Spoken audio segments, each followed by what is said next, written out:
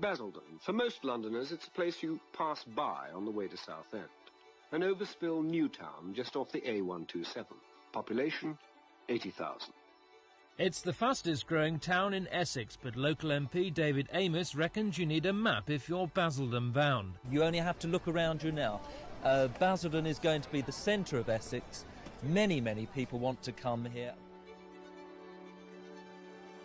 On the 4th of January, 1949, from fields of mud and wartime dust, a promise rose.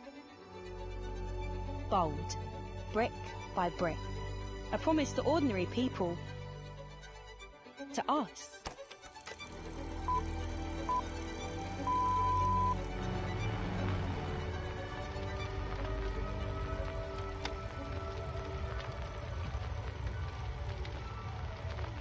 London. At the end of the last war, this city had a massive housing problem. Over 150,000 families in desperate need of homes. One solution was to move a large part of the population away from the smoky, noisy and crowded capital out into newly created communities where they could live, work and play in healthy surroundings. This is how our town of Basildon in Essex was born, one of 8 new towns created by the government in the 1940s.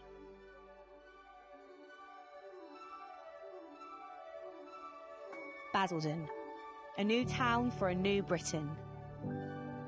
Let us all join together now in one more great effort, this time for victory over scarcity. We showed the world what we could do during the war. Let's show it again now. Let's pull together for prosperity. Forged in the spirit of Attlee's disciples, men and women who'd seen the cost of chaos and chose instead to build hope. Basildon, a space-age look for a long-established institution.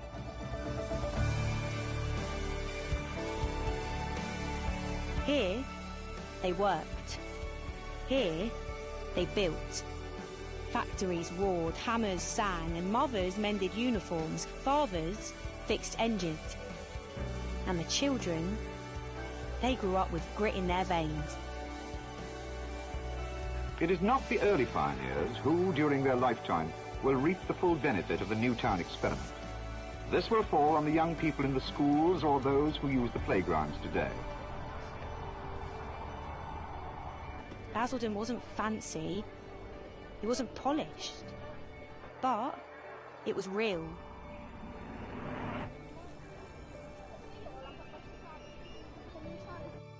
And in its hum and heartbeat came the sound of something different, a new culture, a new voice.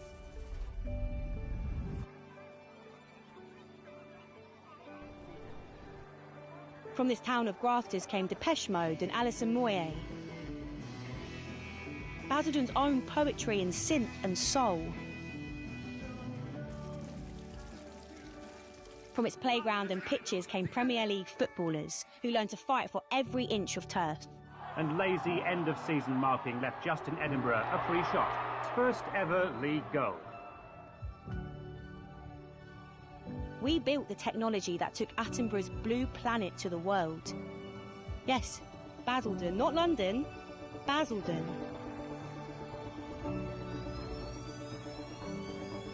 Behind the lens that made the planet gasp.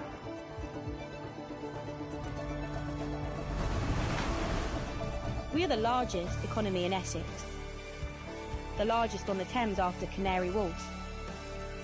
And yet too often, we've been treated like we're still the poor cousin down the A13. Unkind people might say there are no road signs to Basildon because nobody wants to come here. I know that couldn't be further from the truth. But Basildon people don't moan, we move. We graft. We play by the rules. We do our bit. And yes, we've been tired.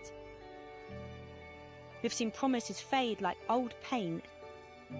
We've watched the town centre crumble, while others got the shine and the spend. But something's stirring again.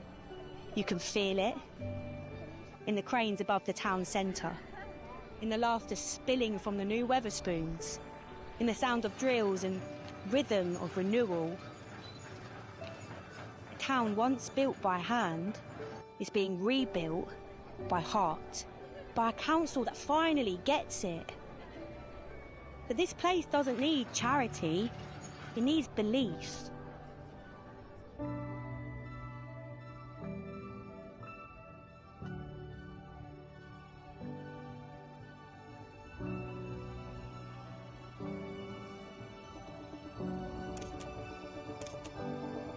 We are the children of Attlee's dream, grown tired of being overlooked. We're the sons and daughters of makers, of doers, of dreamers in overalls. And as 2026 dawns, we rise again. Basildon, reborn, reformed, ready to stand on our own 2 feet. A town of visionaries and vision, for families that stay and futures worth fighting for. Because this is Basildon. Not a name on a map, but a movement of people. A town that never gives up. A promise that never dies. Basildon, a new town for a new Britain. Towns are about people and must be built for people. It is they who will one day claim, with genuine pride, that Basildon is their town.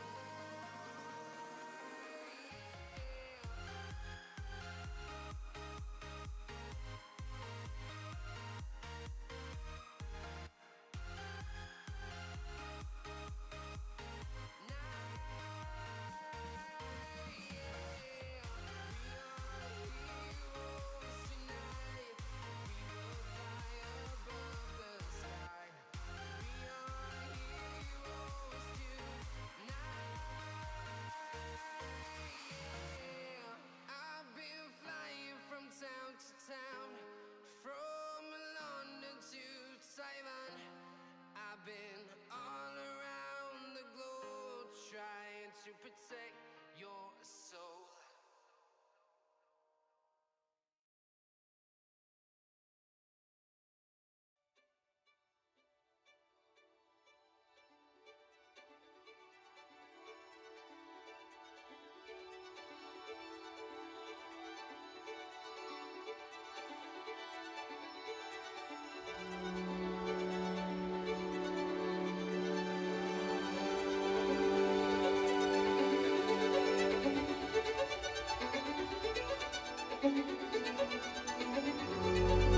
You made this happen, and that is something to be incredibly proud of.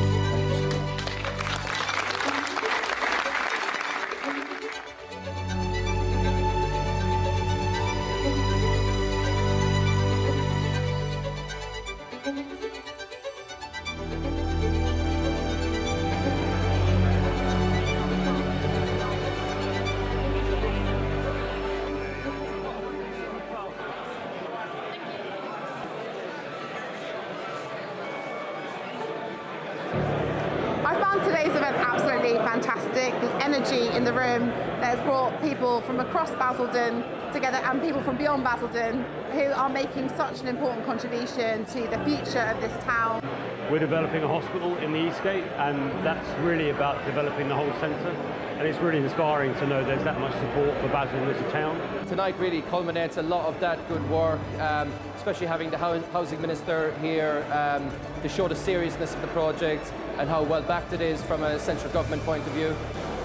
The biggest revelation for me today has really been around how we're going to get things done. I think it's been really, really exciting today to see all the different stakeholders come together, all the different kind of people in the room that you need to do effective placemaking.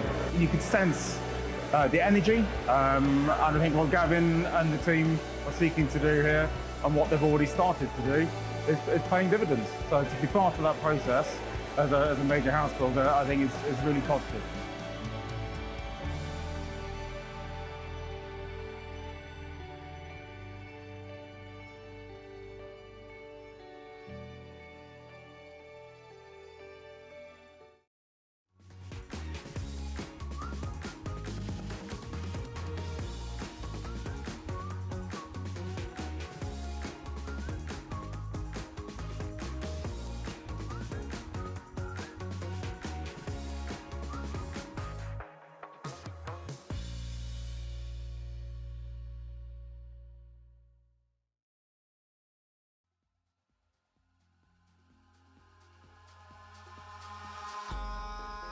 In the sky, gazing far into the night, I raise my hand to the fire, but it's no use, 'cause you can't stop it from shining through.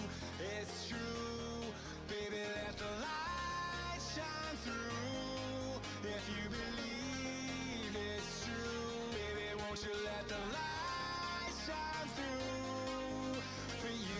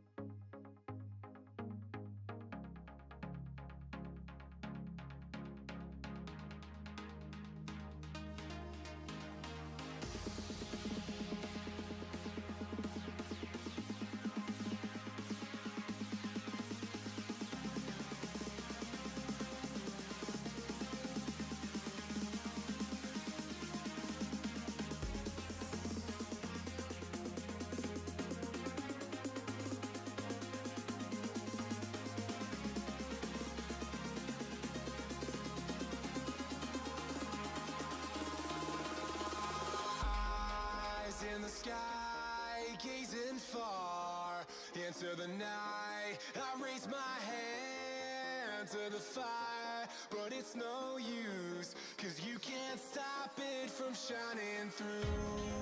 It's true, baby, let the light shine through. If you believe it's true, baby, won't you let the light.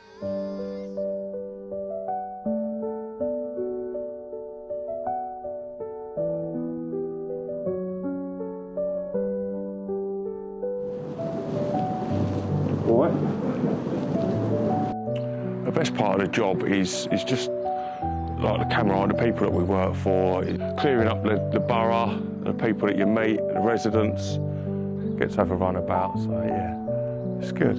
Yeah, I enjoy it. Most days we have a big laugh. If it's not Dan, it's Jay. If it's not them two, it's me. It's more just sort of saying something funny, seeing something funny maybe, and just seeing the light in things really, and sort of making a positive out of things that might be a negative, or you know what I mean, sort of just making the best out of every day and making each other laugh and getting on with the job really. It's just being in the community for me, you know what I mean? It's like, I know people do different things. I couldn't work in a factory, I couldn't work behind a desk. I mean, this is my desk, the lorry, and I just enjoy driving around the street, talking to people and being in the fresh air. That's what does it for me. I think it was about 8:30, and there was an old lady sitting on their doorstep, shaking and shivering, and I went over to ask what was wrong, and she'd been locked out. She put her rubbish out and the door blown in front of her. We managed to climb through a window, walk through the house, open the door, and that made my day, you know, helping people, and I think that's one of the best things I've ever done, I think. Being here, helping somebody, and it takes one good person out of 100 bad people to make your day.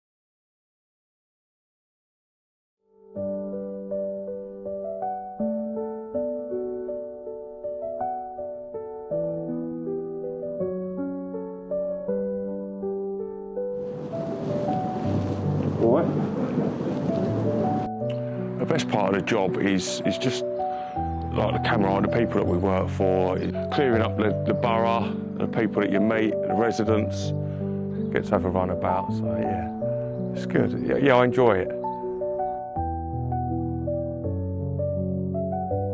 Most days we have a big laugh. If it's not Dan, it's Jay. If it's not them two, it's me. It's more just sort of saying something funny, seeing something funny maybe, and just seeing the light in things really, and sort of making a positive out of things that might be a negative, or you know what I mean, sort of just making the best out of every day and making each other laugh and getting on with the job really. It's just being in the community for me, you know what I mean? It's like, I know people do different things. I couldn't work in a factory. I couldn't work behind a desk. I mean, this is my desk, the lorry, and I just enjoy driving around the street, talking to people and being in the fresh air. That's what does it for me.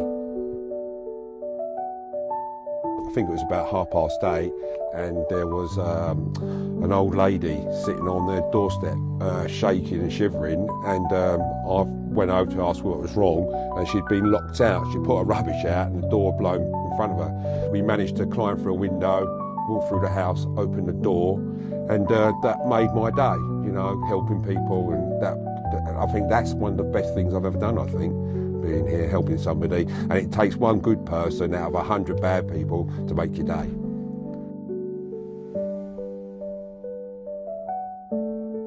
On May the 7th, we've got local elections across England, and today I'm interviewing the current leader of Basildon Borough Council, Gavin Callaghan. He's been in and out of local politics since 2012.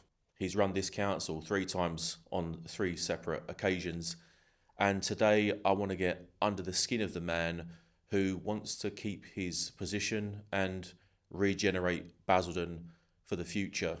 Gavin, how are you? I'm good. I like the fact you call me the current leader. Well, you are the current leader. It could all change, couldn't it? I mean, look, as the phrase goes, a week is a long time in politics, and you've only got a week left potentially as leader of Basildon Borough Council. But before we get into the election proper, if you were to meet a man on the street, a man or woman on the street, who kind of has a brief understanding, a basic understanding of what the council does, the cynical line would be, oh, they just collect bins and attempt to fix our roads. But how would you describe what you do to a random person you meet on the street who doesn't quite understand how this whole thing works? Yeah, I mean, it's a strange job. I think that's the first thing to say, because when you're the leader of the council, you're essentially the chairman of the board, right? If you think of it in terms of a business, you're not the chief exec running the day-to-day. You're the chairman of the board, setting the direction, employing the personnel at the top, the policies, all that kind of stuff is what you get involved in. I see it, when you break all of that down, as to the man or woman on the street, my job is to keep them safe. That's the first thing. That's the first job of any leader of any council. So making sure whether they're working in the borough, living in the borough, got family in the borough, that they're safe in our borough. My job is to try and create opportunity for them as well. So whether that be opportunities to spend their money in town centres that are thriving and doing better than we've had, whether that's opportunities in terms of more jobs and creating more opportunities through economic development and that kind of stuff. Opportunity to buy houses or to rent houses, or for their children to be able to buy or rent houses locally. Housing is a huge part of what we do. And my job is to ensure they get value for money, so that their money is being spent wisely and it is not being thrown away and the council taking unnecessary risks. But on money, yeah, just to cut you off quickly, on money, there is this misconception that when you pay council tax, that Basildon Borough Council spends 100% of that income. That's not strictly true, which is why we've got this divide between people saying, well, Gavin, why can't you fix the potholes, to Gavin, where's my council house? What's the differentiation in cost? I mean, if you pay, £1,000 a year for council tax, how much of that actually stays within the borough? Yes, it's a good point. So I think if I had £1 for every time somebody asked me to fix their potholes, I'd probably have these 3 houses in Dubai that I'm accused of on a weekly basis. Can I borrow a bedroom? Well, there you go. You can rent one out. Yeah. But in terms of if you were paying £1,000 a year for your council tax, £800 of that is going to go to Essex County Council. And of the remaining 200, only 140 of it is going to stay in Basildon. So, if you think about it like that, every household paying £1,000, 140 quid stays in Basildon, and yet I am held to account for 100% of the problems and the issues.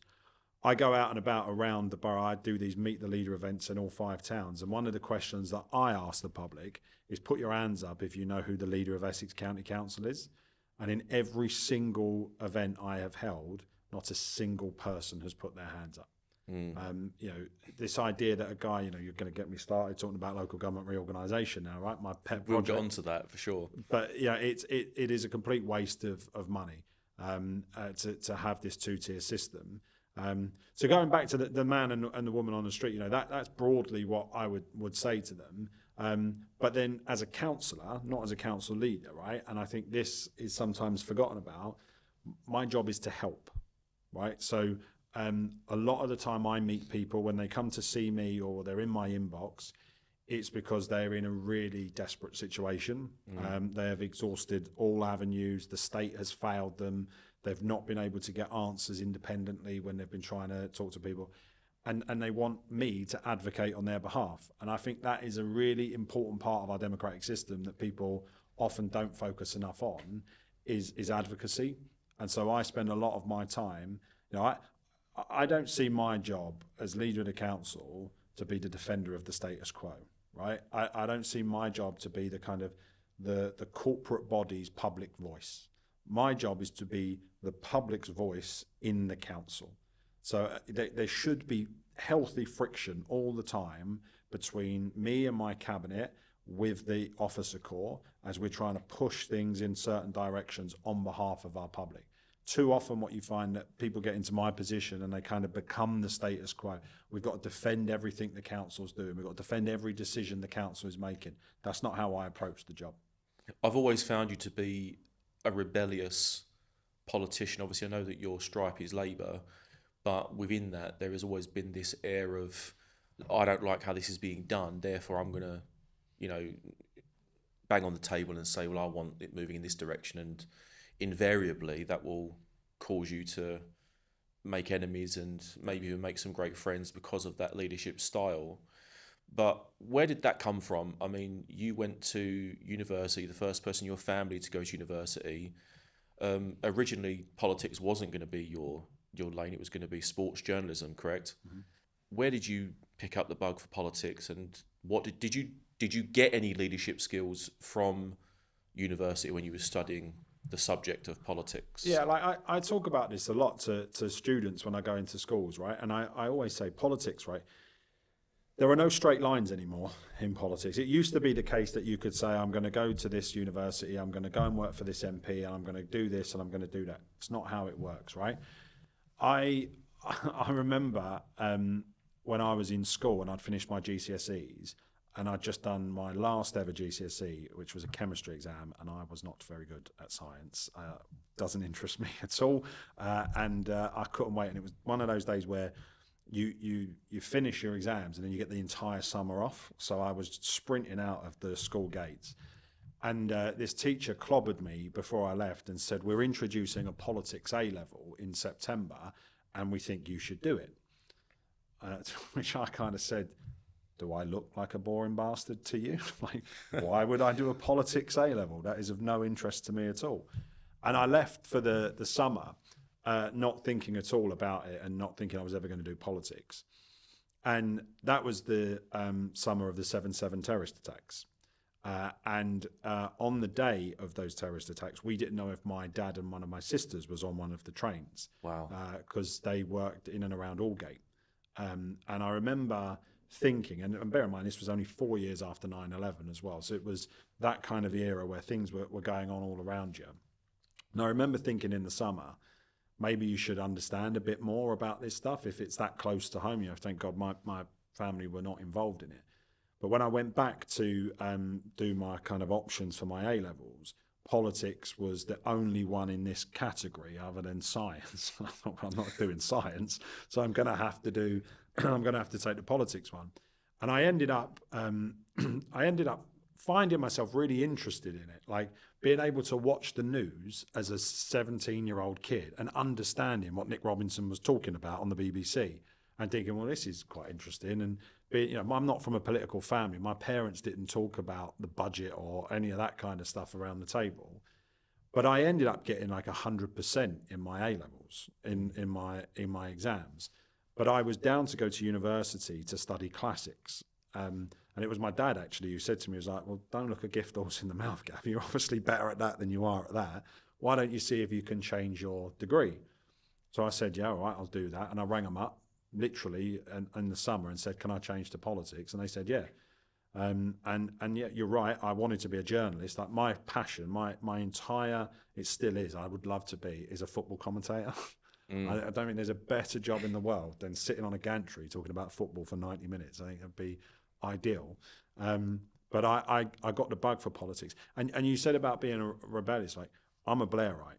So I grew up around, the Tony Blair government, and I went to university in 2007. Blair had just left office and Gordon Brown was in at that time. And Blair has this line in his autobiography that whilst it is true to say that my head sometimes thinks conservatively with a small c about matters of economics, my heart beats progressive and my soul will always belong to that of a rebel. And I read that and I was like, that was you, mate. That's if you could describe me and my politics, that is exactly it to a T. Yeah, and I've always known that you put him on a political pedestal. What is it about him in particular, as you've mentioned him, that inspires you the most? I mean, people criticise Tony Blair for a number of different things. We don't have to get into those subjects, but I am curious as to how your life experience has shaped you as a politician, and I'm wondering how much of his influence is massively on you today. Yeah, massively. So again, you got to think back to I started secondary school in the year 2000. By the time I left school in 2007, by the time I left university in 2010, in that decade, the jobs that, take for example the jobs market, right? In that 10-year period, the two fastest growing sectors in the British economy were the financial services and the creative industries, right? That creative industries would never, ever, ever have taken off to the level that they were without that Blair government. So if you wanted to be a journalist, if you wanted to get into podcasting, if you wanted to get into any of that stuff, you owe it to that period of time where he created the Department for Culture, Media and Sport, and he invested in all of that technology and all those different industries. So by the time I was graduating and people were saying to us, would you like to apply for jobs in social media content production? I mean, that didn't exist in the year 2000, do you know what I mean? Yeah. So we saw in that decade that fundamental shift and change. He made it possible for people like me to go to university. I'm the first man in my family. None of, my parents, it would never have come into their head growing up in Stepney in the East End to go to university. And yet all three of their children have. So my sister is a lawyer. She could have been a legal assistant.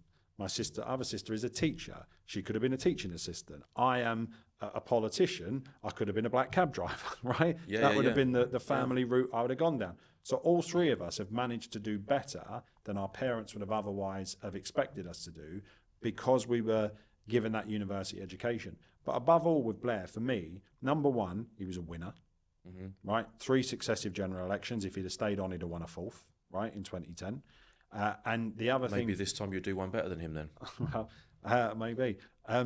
Fourth term Callaghan, I don't think of that. We'll say that next week, if we hang on. But the other thing about Blair was that he was a pragmatist, right? So he understood that you have to bring people with you if you're going to make change happen. And sometimes it means you might have to give a little bit to the left, a little bit to the right, but ultimately, as long as you're moving forward and making progress, these people that are just, on both sides of the spectrum, if it's not perfect, don't do it. Actually, as long as you're making progress, and I think about things like gay marriage, right? Blair couldn't introduce gay marriage because the country wasn't with him at that point. So he introduced civil partnerships, and he was taking us on the journey that ultimately 10 years later, Cameron was able to say the country's now ready for it. And there's so many examples of where I think he fundamentally shifted the plates of politics in a much more progressive, positive direction. I only wish we had that now. I'm sure you do. Now, before you mentioned Tony Blair, you were talking about football and 7/7. You worked on Hillsborough. I did, yeah.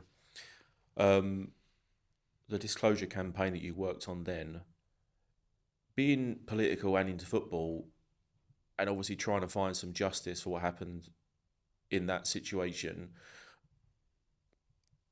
the success of that campaign, what did that teach you about where power really lies and how to maximise the use of it?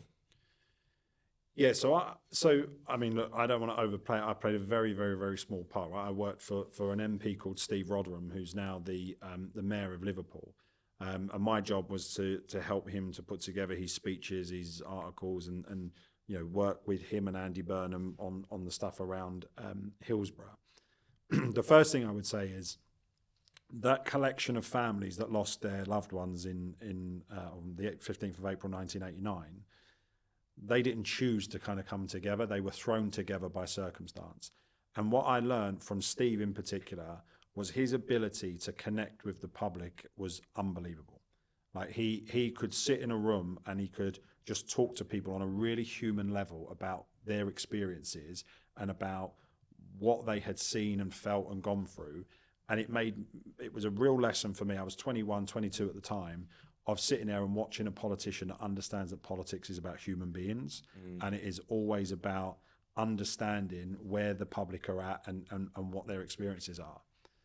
But Steve had a really interesting portfolio, and I ended up staying working for him for about 4 years in the end, because he was also at that point on the DCMS Select Committee when the phone hacking scandal was also going on. So we had Hillsborough, but we also had the phone hacking scandal, and he was involved in all of that inquiry when Murdoch came, and the famous Rupert Murdoch Select Committee appearance and all that kind of stuff. Steve was on that, and I was helping him prepare for that. And I think what that period did, and whether this is a good thing or a bad thing, I don't think history has yet fully judged this, but I think it showed a dark underbelly of how the state can work and how it can really work against people. Because pre-Hillsborough, so the report came out on the 17th of October, or the debate in Parliament was the 17th of October 2011. The report came out on the 12th of September 2012. And I remember writing Steve's speech for that report and the shock in the House of Commons. I was sat in the House of Commons chamber when that was happening, and the shock of people hearing that the police had altered statements, hearing that the police had drug tested a 10-year-old kid, hearing that they had worked with the press to manipulate the story to blame the fans, even though they knew it wasn't the fans' fault. The fact that the press could be found to be hacking a missing, now dead schoolgirl's telephone, all of those things at the time seemed so unbelievable. And yet now, 15 years later, we wouldn't be surprised at that level of corruption and toxicity in the state. And that, I think, was a real tipping point for a lot of people. I think that may have contributed to Brexit. I think that may have contributed to what we're seeing now with the rise of the populist right. But I think we had to shine a light on it because those failings had to be exposed. But I don't think we've then properly thought about how we reorder those public services to regain that public trust. I wasn't there, but at the same time, you also had the MP's expenses scandal going on and all that kind of stuff. So that period of sort of 2009 to 2011-12, that was a really kind of seismic period in politics, and I was right in the middle of it. And I learned a lot of lessons there about, as I say, about politics, about people, and about how the state needs to be used in a positive way, not in a negative way. Yeah. Moving on to your position as a council leader, what is it actually like running a local council? Because I think people will watch a live stream once in a while and they'll see clips that certain politicians put on social media for rage or to, get something popping off. Who could you be talking about? I dare not mention who. I mean, all politicians do it. I mean, it's not one in particular, but many of them do it. And I was wondering, beyond Gavin Callaghan, leader of Basildon Council, and the meetings that you attend, how does it make you feel being a council leader? Like when you wake up at 6, 7 o'clock in the morning and you think, right, I've got this agenda today. What's that actually like? It's hard work, right? But it's also a massive privilege. So as you very kindly said at the beginning, this is my third stint at doing this job. And a day in administration is better than 10 years in opposition, right? So you can get more things done, you can achieve more in administration. Typically, there's different parts to being a council leader that you have to manage. So to give you an example, you have to manage your political party, your group. So I've got 16 councillors, I've got to manage them. You've then got your cabinet that you've then got to manage. I've got my senior officers that I also have to manage, who are my directors and my chief exec, who are responsible for delivering the agenda. I have my political party, so I've got I've got the Prime Minister, I've got the people within the Labour Party, I've also got the local Labour Party membership that I've got to manage. I've got the opposition on the council that I've got to keep an eye on what they're doing and understand where they're going with things. I've got the trade union movement in the council that I've got to think about what they're doing. And then I've got a family outside of all of that where I've got to give them some love and attention as well. So at any one given moment, you are trying to balance all of those different plates and thinking through what the consequences of every decision you have for each of those different factions are. And you can't take your eye off the ball of any of them. Did the relationships that you have with certain councillors, trade union members, even as high up as the Prime Minister, do any of those relationships come into your decision making? So if you think, I've got this wonderful idea to build 1,000 homes somewhere in the town for the next generation of people that want to buy homes, or get on the council list. I know you build council houses, and we'll get onto that in a little while. Do you think, all right, I might have to temper that because there are going to be some people in my group that may not want it, or this goes against the national agenda, or because I think you're a leader in every sense of the word. I don't think people lead you, but I obviously understand that in politics you have to take into consideration how things are going to play out 5 chess moves forward as opposed to the actual moving of the pawn in that moment. So I will test things out all the time, right? So when I do my Meet the Leader events, I'll test out ideas and lines just to see what the reaction is in the room. When I do my full council meetings and I make my speeches at full council, there'll be things in there that are not for that meeting. They're for what I'm thinking might happen in 3-4 months' time. I'll dangle the ideas, or I'll just test out some of the language. I'll do that kind of stuff in those meetings just so I can see in the room. And if I think this didn't go well, then that idea will never see the light of day. If I think actually that there was a few nodding heads, or people seemed quite energised by that, I might think, right, we'll bring that forward. There's people within the council, everyone talks in the council that there's a kind of a trio of us that run the council, me, Adele and Aidan, right? So we will kind of talk all the time about, I'm thinking of doing this, or I'm thinking of doing that, or, sometimes I might even say, I think we're going to have to blow this up. I think we're going to have to make this a bit more interesting in order to allow us the space politically to be able to do this stuff or whatever.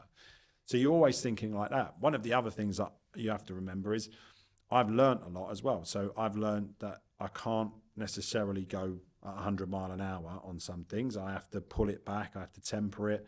We have to take people with us as we go, or people will start putting leaflets out about monster tower blocks or whatever that don't exist and were never going to exist, right? But, you don't want to give people the opportunity to look at that. But so I will be thinking that was about, very cheeky. Well, I'll be thinking about all of this sort of stuff.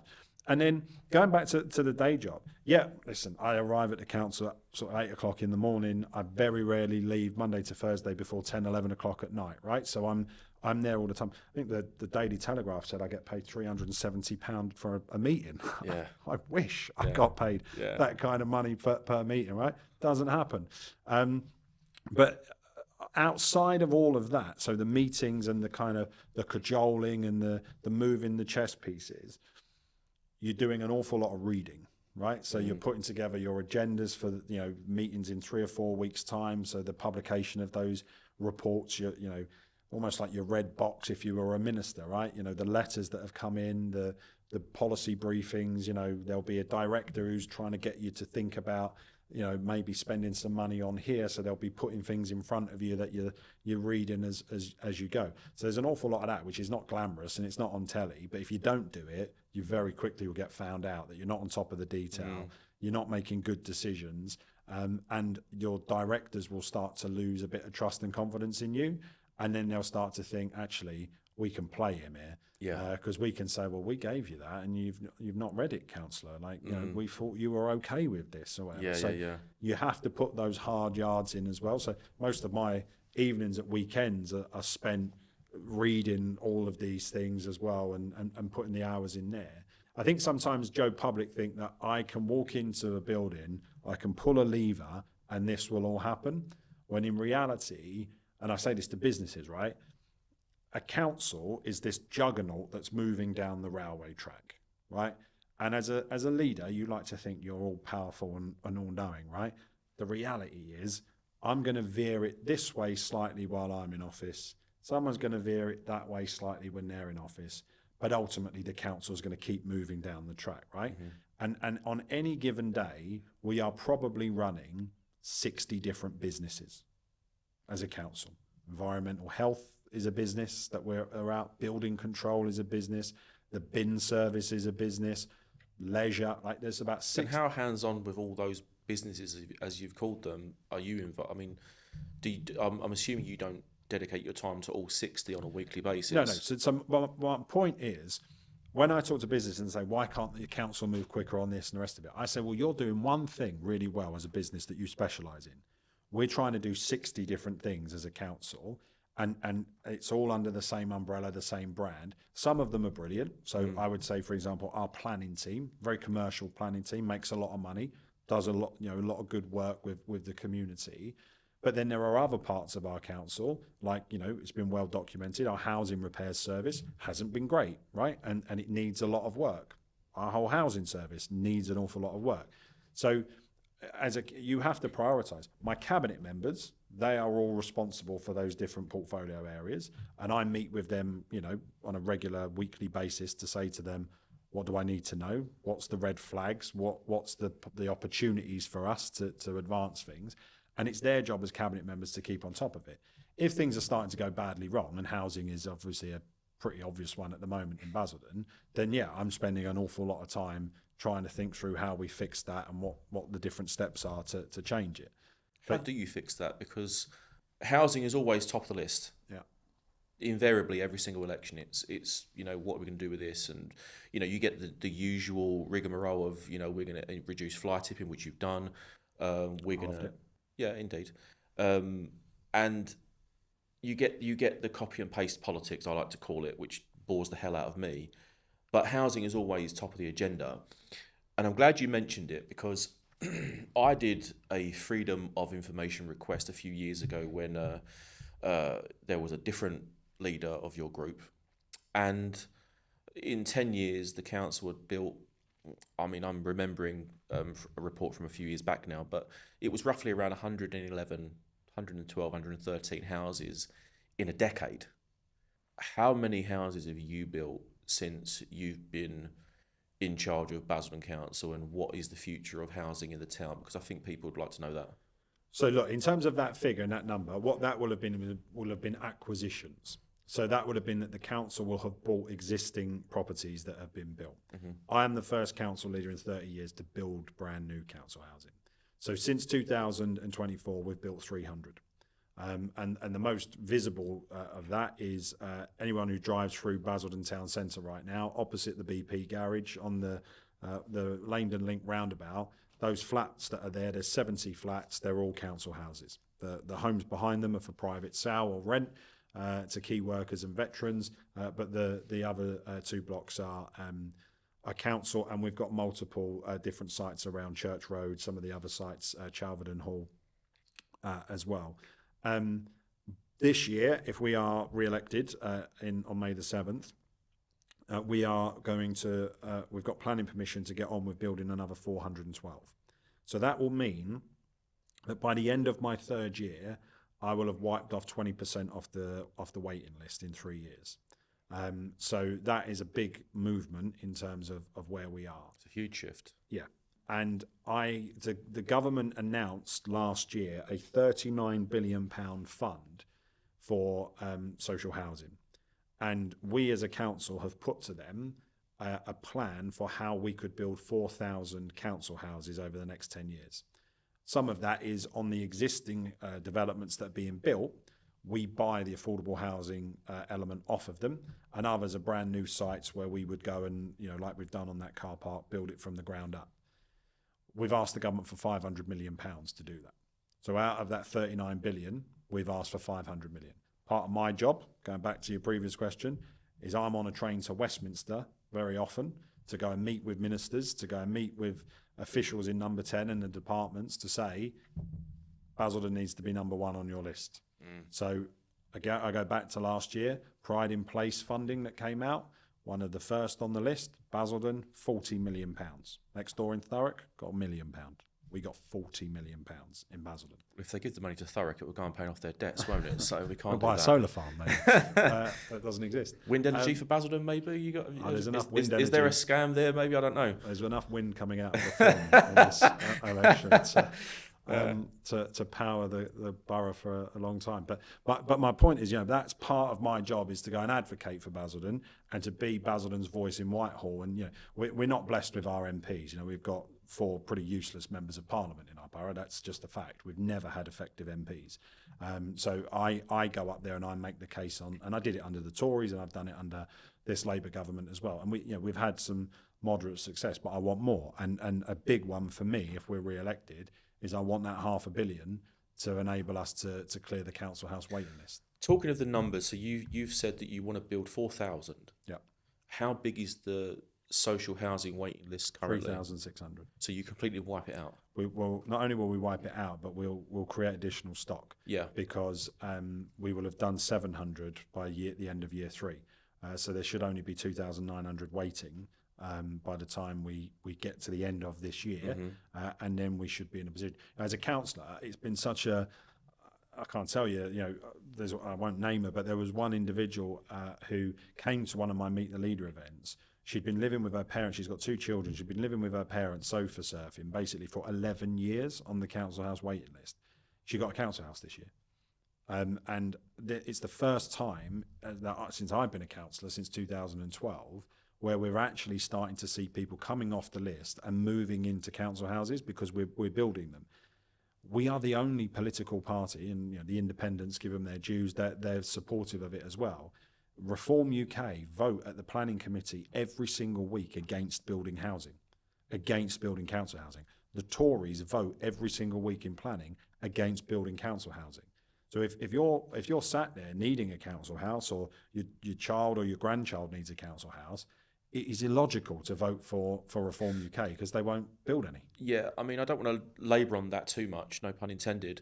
But do you think that there's any credence to their objections? Because I know most objections for building houses will be, don't build on greenbelt land.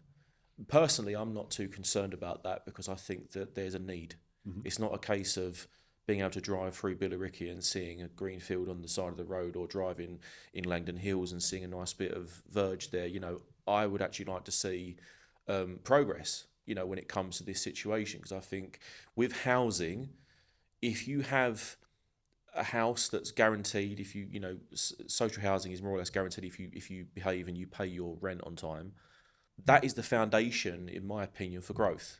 If you've got a society which actually gives people somewhere to live, and there's very, very small chance of them losing that accommodation, the only way is up.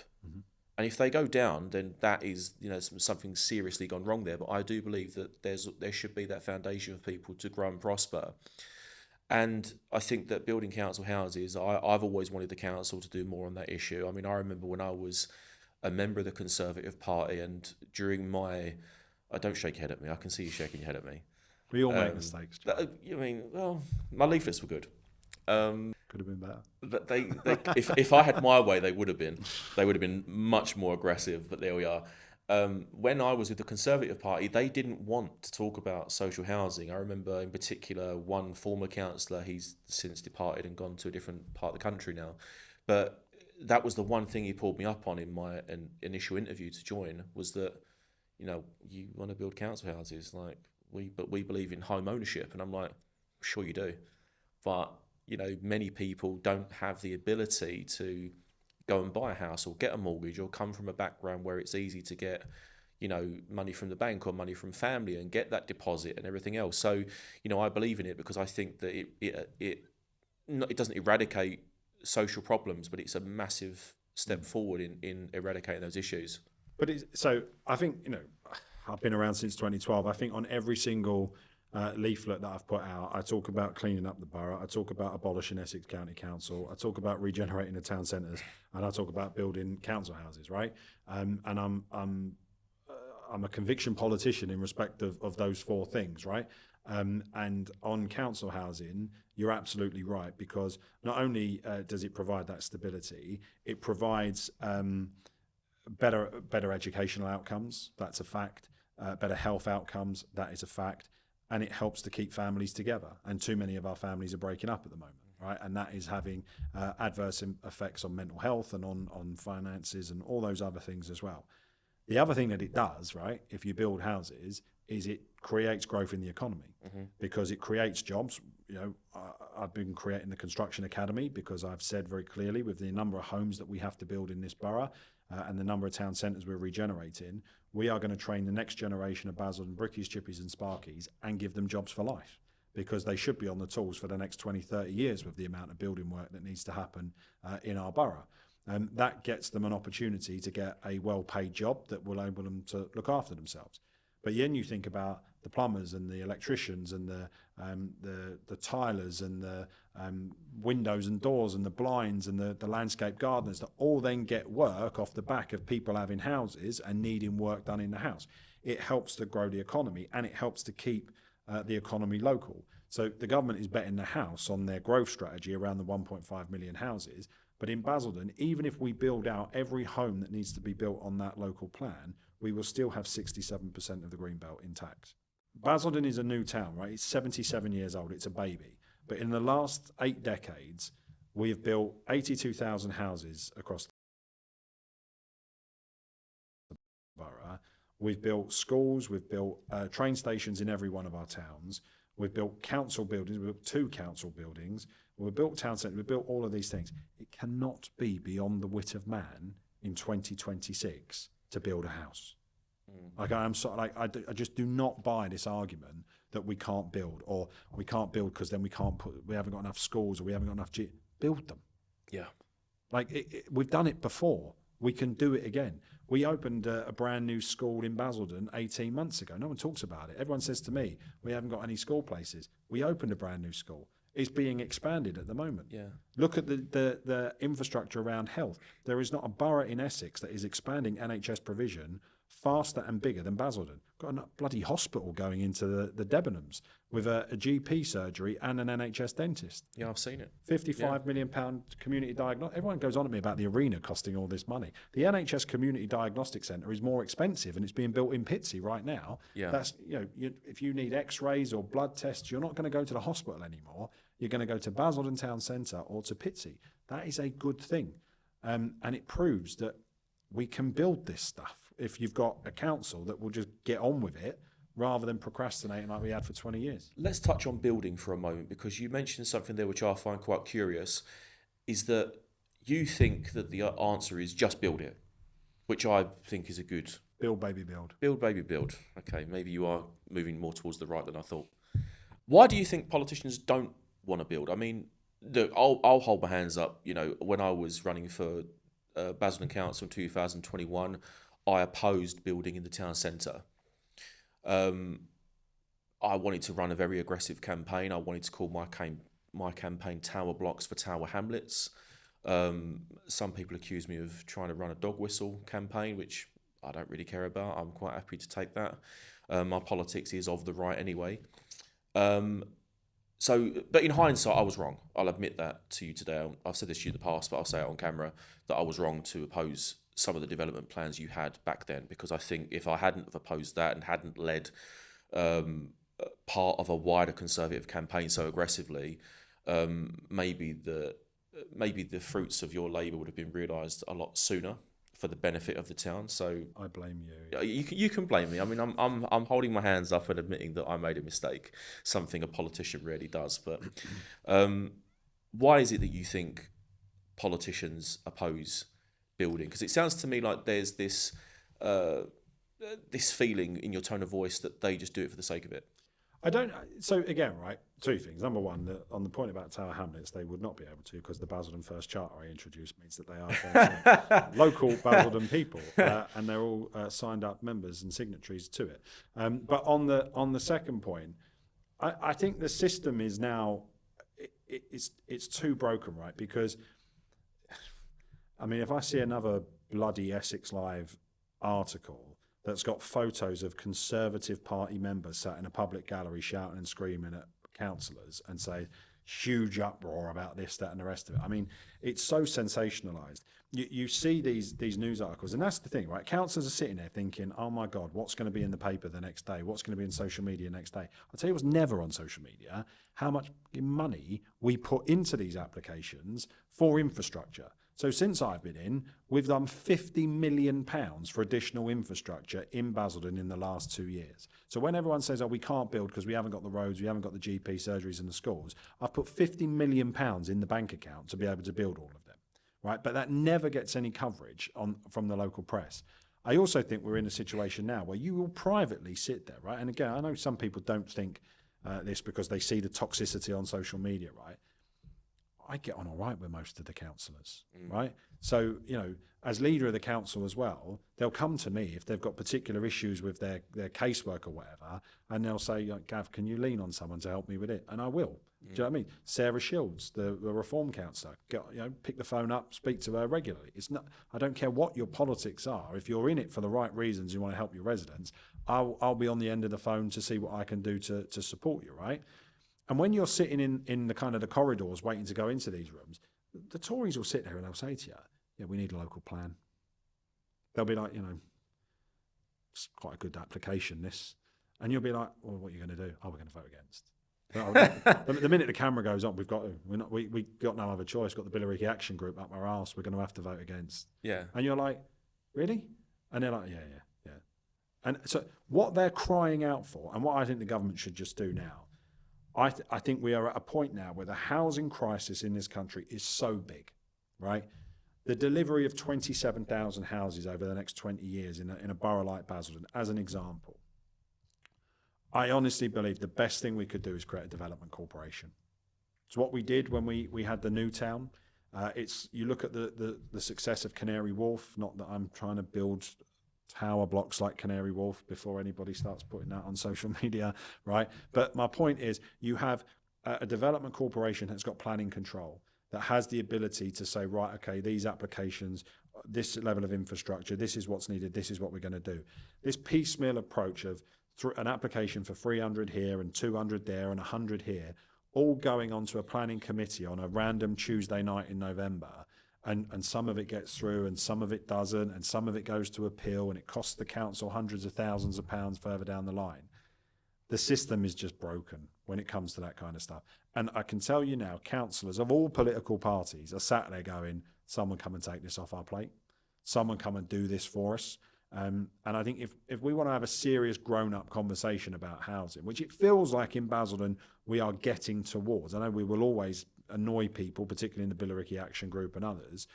Although I do give credit to people like Jim Devlin from Billericay, who you know, him and I talk regularly, and he said to me, withdrawing the local plan in 2022 was a monumental mistake from the Conservatives. I know there are pledges to withdraw the local plan again from Reform and the Tories this time.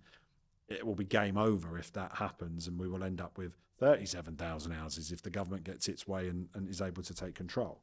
So I do think on housing, moving towards development corporations is right, because you're never going to get 7, 8, 9 councillors sat on a Tuesday night agreeing. So to go back to the question, the crux of the question that I asked is that you've mentioned something there that the Conservatives wanted to get rid of the local plan and they don't want it, but they don't want building. Yeah. The local plan protects from overbuilding. Correct. It was one of the contentious issues that I had when I was working with them years ago, and it seems like nothing has really changed in that regard. Correct. So I'm trying to understand why there's such a juxtaposition between we need houses, but we don't want to put the paperwork in place to get them, and yet they'll come out and oppose them. I'm struggling to understand the logic behind that, which is why I really... But there isn't any, right? It's just pure stupidity. And it has been for years. We have not had a local plan in Basildon since 1998. Is it stupidity or tribal? Old. No, it's stupidity. Is it just Gavin said something, therefore we've got to oppose it? I wasn't here for 3 years. When they withdrew it last time, I wasn't even a councillor. If you are wanting to protect certain green spaces, if you are wanting to guarantee infrastructure in certain parts of the borough, you need a local plan. When people say to us, you know, take for example the School Avenue estate in Langdon. There'll be some people watching that live on that estate. That estate was built, infrastructure was put in the bank, and it hasn't been delivered. Right? Case in point, bus service from that estate to Langdon Station every morning to stop people having to drive down the high road and park in the car park there. Never been delivered. Right? If we had a local plan and we were able to, it's called the Community Infrastructure Levy, a SIL, and we were able to pull all of that money together, we would be able to use that for strategic transport in a different way. The Conservatives have got themselves into a very, very big mess on this. And I actually think they're going to get found out, because I think in the election, they're going to end up losing some of their safest seats to Reform, because they've created this beast, and they keep talking about Sadiq Khan every 10 minutes around, we're just building homes for Sadiq Khan. I know what they're doing. They're blowing the dog whistle, right? When they're saying that, and all they're doing is just piling up votes for reform. That is not going to end up with votes on the Conservative pile on May the 7th. It is the art of stupidity. So instead of playing stupid games where they're trying to out-reform reform, which won't work, they should come to the table on housing and be serious about house building. Let's talk about reform, because they're obviously on the rise in the polls. They've been quite high in the polls, maybe not locally, but definitely nationally. They're riding high. They're the highest polling party in the country. What do you see happening if Reform UK take control of Basildon Council, which will have to be a coalition with the Conservatives due to the maths involved? Do you see that as, and I don't want you to be hyperbolic, is it catastrophic, bad, neither here nor there? There's different parts to that question, right? So, firstly, they in the summer of 2025, they were at 34% in the polls. They have significantly dropped. They're down 10 points in the polls in the last year. They're still highest though. And they're high, but they're within the margin of error now of the other three, which would suggest that we've got 4 parties roughly on neck and neck, right? So then you're in a situation where you're looking at that, and it's different here. We haven't got a Green or a Liberal threat in our part of the world. So Thank God. It's going to be a Labour, Conservative and Reform three-way in a lot of these seats.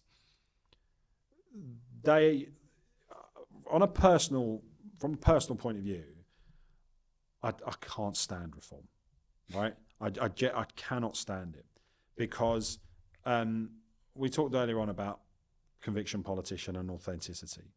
Nigel Farage couldn't give a shit about a place like Basildon. Couldn't give a shit, right? He could not care less about people living in Felmores, in Chalverdon, on the Red Brick Estate, on the 5 Links in Alcatraz. They are not his people. He is not in politics to make their lives better. And the thing that annoys me more than anything else about them, I grew up in a working class household in Harold Hill in Romford. My dad went to work at the Co-op Bank in London, and then every evening he was a minicab driver. And he would do that until midnight. And at the weekends, he'd go out until 3-4 o'clock in the morning. My mum, she worked all of her life in the Bank of Ireland, and she went to work. When I turned 16, I was told by my family, you got to go and get yourself a job, right? You got to get your Saturday job. So I was working in Homebase on the Mayflower Retail Park, and I worked in the Tesco on Silver Island Way in Wickford. And I think back, we were taught as from 16 years old in a working class family that you've got to graft, you've got to work. So every single evening I was either going to school, playing rugby, or I was working, right? That was 7 days a week. That's what we did from the age of 16. Nigel Farage wants to convince working class people that life can just be really easy. That if you vote for Brexit, Johnny's going to get himself a council house. That if you stop all the boats, that you're all of a sudden going to walk into a £40,000, £50,000 a year job. It's bollocks. It's been proven to be bollocks. Brexit's been a disaster for the country. Immigration is higher now than it was before we left the EU. And this idea that all of our ills can be solved. He never, ever, ever talks, and you will never, ever hear a Reform politician talk about education. So what's the thing that's going to get people who are struggling and who are in poverty and for whom the cost of living crisis is still a real issue, and who get to the second week of the month and think, how the hell do I get to the end of the month with what I've got in the bank, right? For those people who I'm in politics for and the Labour movement is in politics for, what do they get out of voting for reform? There's no answers on it. We're talking, and you've heard me already talk about creating a construction academy, looking at jobs and skills. What are we going to do when you leave school at 18? How are we going to help you get onto the property ladder, build a council house, get that stability locally, get better access to healthcare through the Eastgate or the Eastgate Hospital or the CDC in Pitsea? They're all the things I'm talking about. Education, health, jobs, skills, pathways. You never fucking hear that from Reform. And if I see one more video from a Reform candidate in this election walking around going, change, going to deliver change, vote for us and there's going to be change, but never tell you what any of this is, because there isn't going to be change. All these people are Conservatives wearing a different colour rosette. And your point is exactly right, that if Reform win in Basildon next week, if they win seats like mine, like in Lee Chapel North, like in Pitsea, the only person who benefits from that is Andy Barnes and the Billericay Tories, who right now cannot believe their luck that enough people may be stupid enough to put them back in charge of Basildon Council after what they did to it for 25 years. I do think that the Conservatives have played a good game with Sam Genet, because I believe... But it's come at an expense, and I've heard this on the doorstep. Yeah. There are soft Conservatives, people who might class themselves as Cameron or Theresa May Conservatives, who are utterly appalled at the way in which the Billericay Tories have approached the last 9 months in local politics. So whilst it might end up with them getting back in, they will see a reduction in their vote. I mean, I haven't seen an approach, so I don't really hear much about what the Conservatives in Basildon have to offer. I've not had a leaflet through my door. I don't see much of a presence online. Any social media presence that I see online from opposition parties to Labour, and these are people that I should naturally be inclined to vote for. Neither party will get my vote. I just see personal attacks or accusations of corruption or a conspiracy theory or, one of the councillors, Sam Genet, playing the victim card when he can't win an argument in public or if he can't win an argument inside the council. I guess what I want to ask you is, if they have nothing to offer and they win anyway, what is the point of you being so proactive? And what is the point of you having a group of individuals who want to make changes? Because I remember before, when you had plans to, build the arena and to build accommodation and to do all these other things that we opposed years ago, the Conservatives. I know how disappointing that was for you to lose the ability to do that. And now you might lose that ability again due to somebody going on Facebook every day going, vote for Reform, vote for change. And I haven't seen any prospect of a change, because I don't know what Reform UK in this town stands for. I've not seen one plan that I would get behind. I've not seen one piece of media online, literature through my door, which I think, wow, they've actually got a comprehensive agenda here. All I'm seeing is attacks. And if they do win, that's going to be based on nothing. There's two versions on the ballot paper next week, right? Two versions of Basildon. There is the Reform version, which is to say that Basildon is broken, that it's broken beyond repair, that its council is corrupt, that everything is terrible, and that only these 30-year-old bearded incels are going to be able to come and change it. And then there is a version on the ballot paper that says Basildon is getting better. Mm-hmm. Your eyes don't lie to you. You can see it in your streets, in your communities, and in your town centre, and that you need to keep the faith with what we're doing. And we will see. My children will go off and do whatever they do in their lives, and they will travel all around the world, and they could end up living in whatever country or whatever part of the UK. Wherever they go, on their passport, it will always say, place of birth, Basildon. And I want that to mean something to them, and I want that to be a positive. I don't want it to be something, mine says Havering. Doesn't really mean anything to me, if I'm being honest with you. And I don't want it to be a source of shame that they are associated with having been born in Basildon. I want them to be proud of it. And I think that we have an opportunity to fundamentally change the fate and fortune of Basildon. And that's why I do believe this election is so important this year, right? Because it is now or never. You asked me a question earlier on about why would it be so catastrophic if Reform won. I can tell you, those investors who are lined up to invest their money in Basildon walk away next Friday. Tell people how much money's on the table. £1.5 billion. So they walk away next Friday.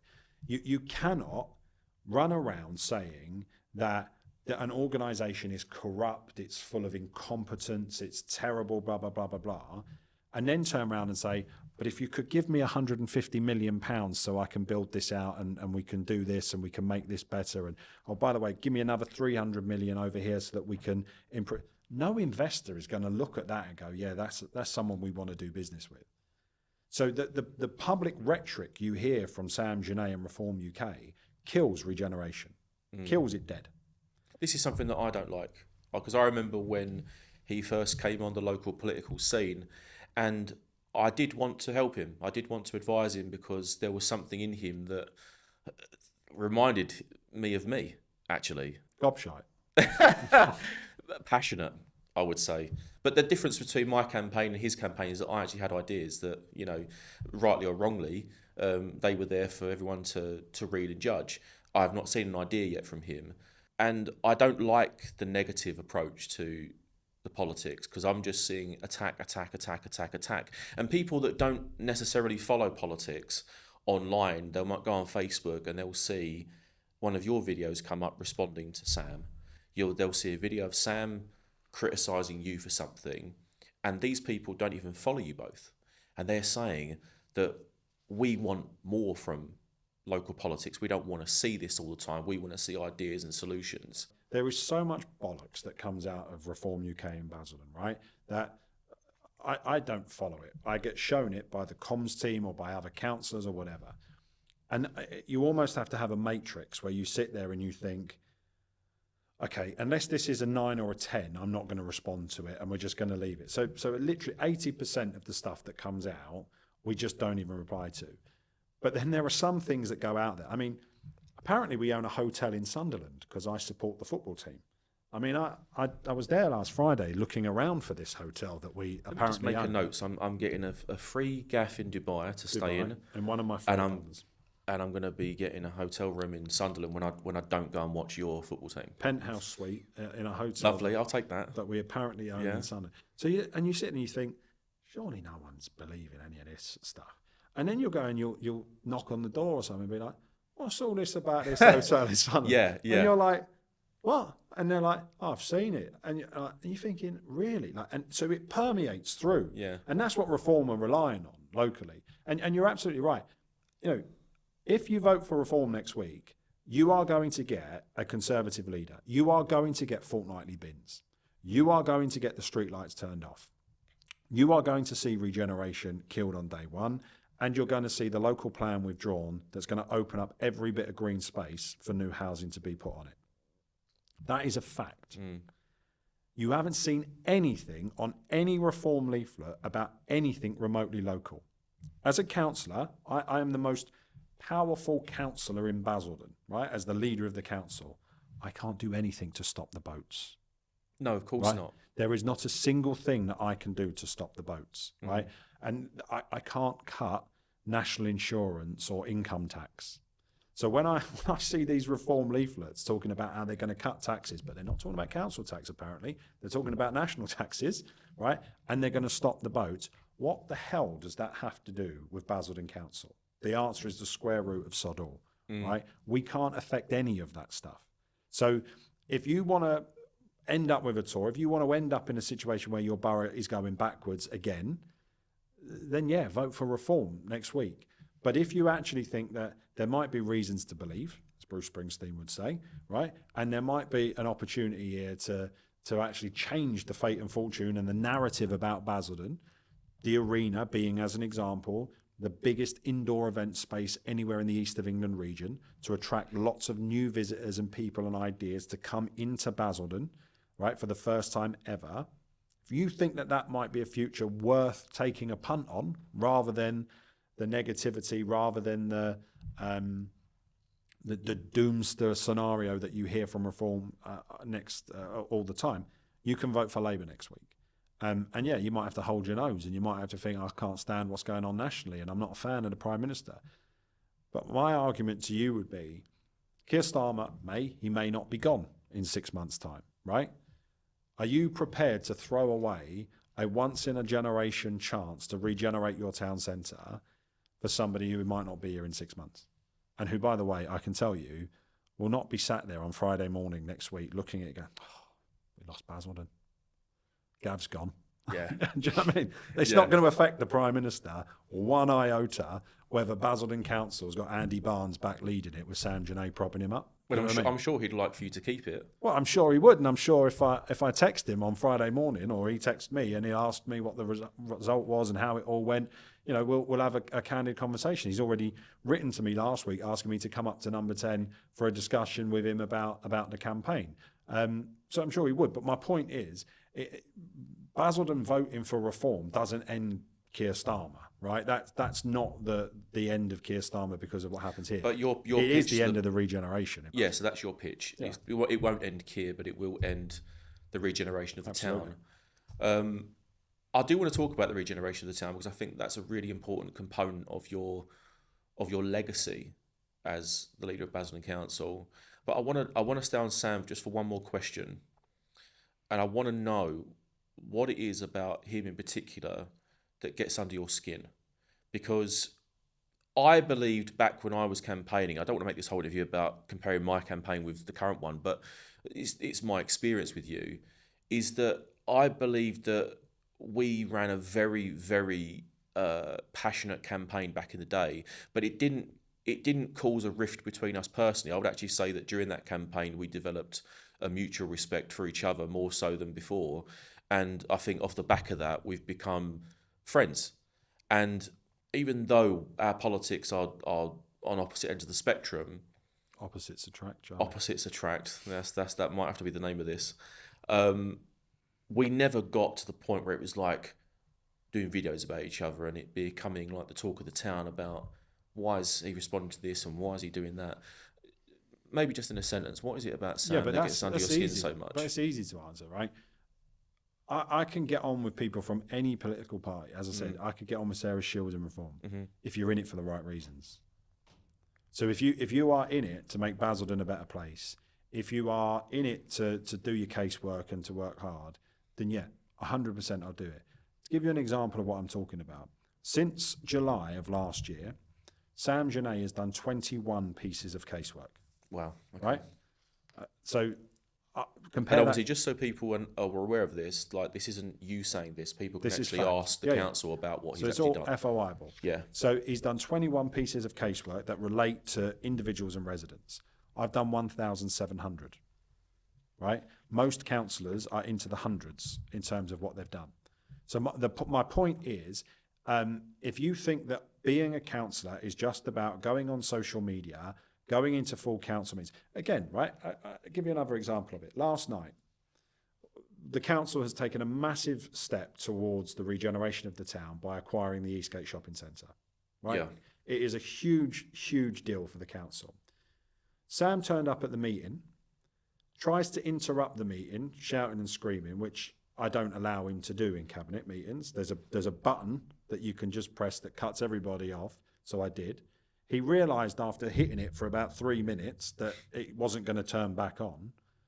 And then he decided, well, I'm going to get up and leave then. So he didn't stay and listen to the expert from Montague Evans, who was there. Bearing in mind, it's in his ward as well, right? The expert from Montague Evans to sit there and talk about the regeneration opportunity, the Section 151 finance officer to sit there and talk about the risks that might be involved and the mitigations that the council has worked on, the legal officer to sit there and say how this is all legal and what we're doing, the assistant director for Regen to talk about the wider social impact of what we're doing, the cabinet to ask. He didn't listen to any of that, was not interested in any of it. It was all performative.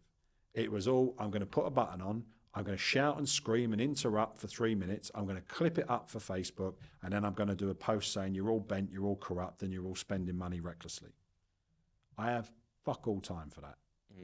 If you are not a serious player and you are not going to come to the table and engage in the detail, you don't get my time.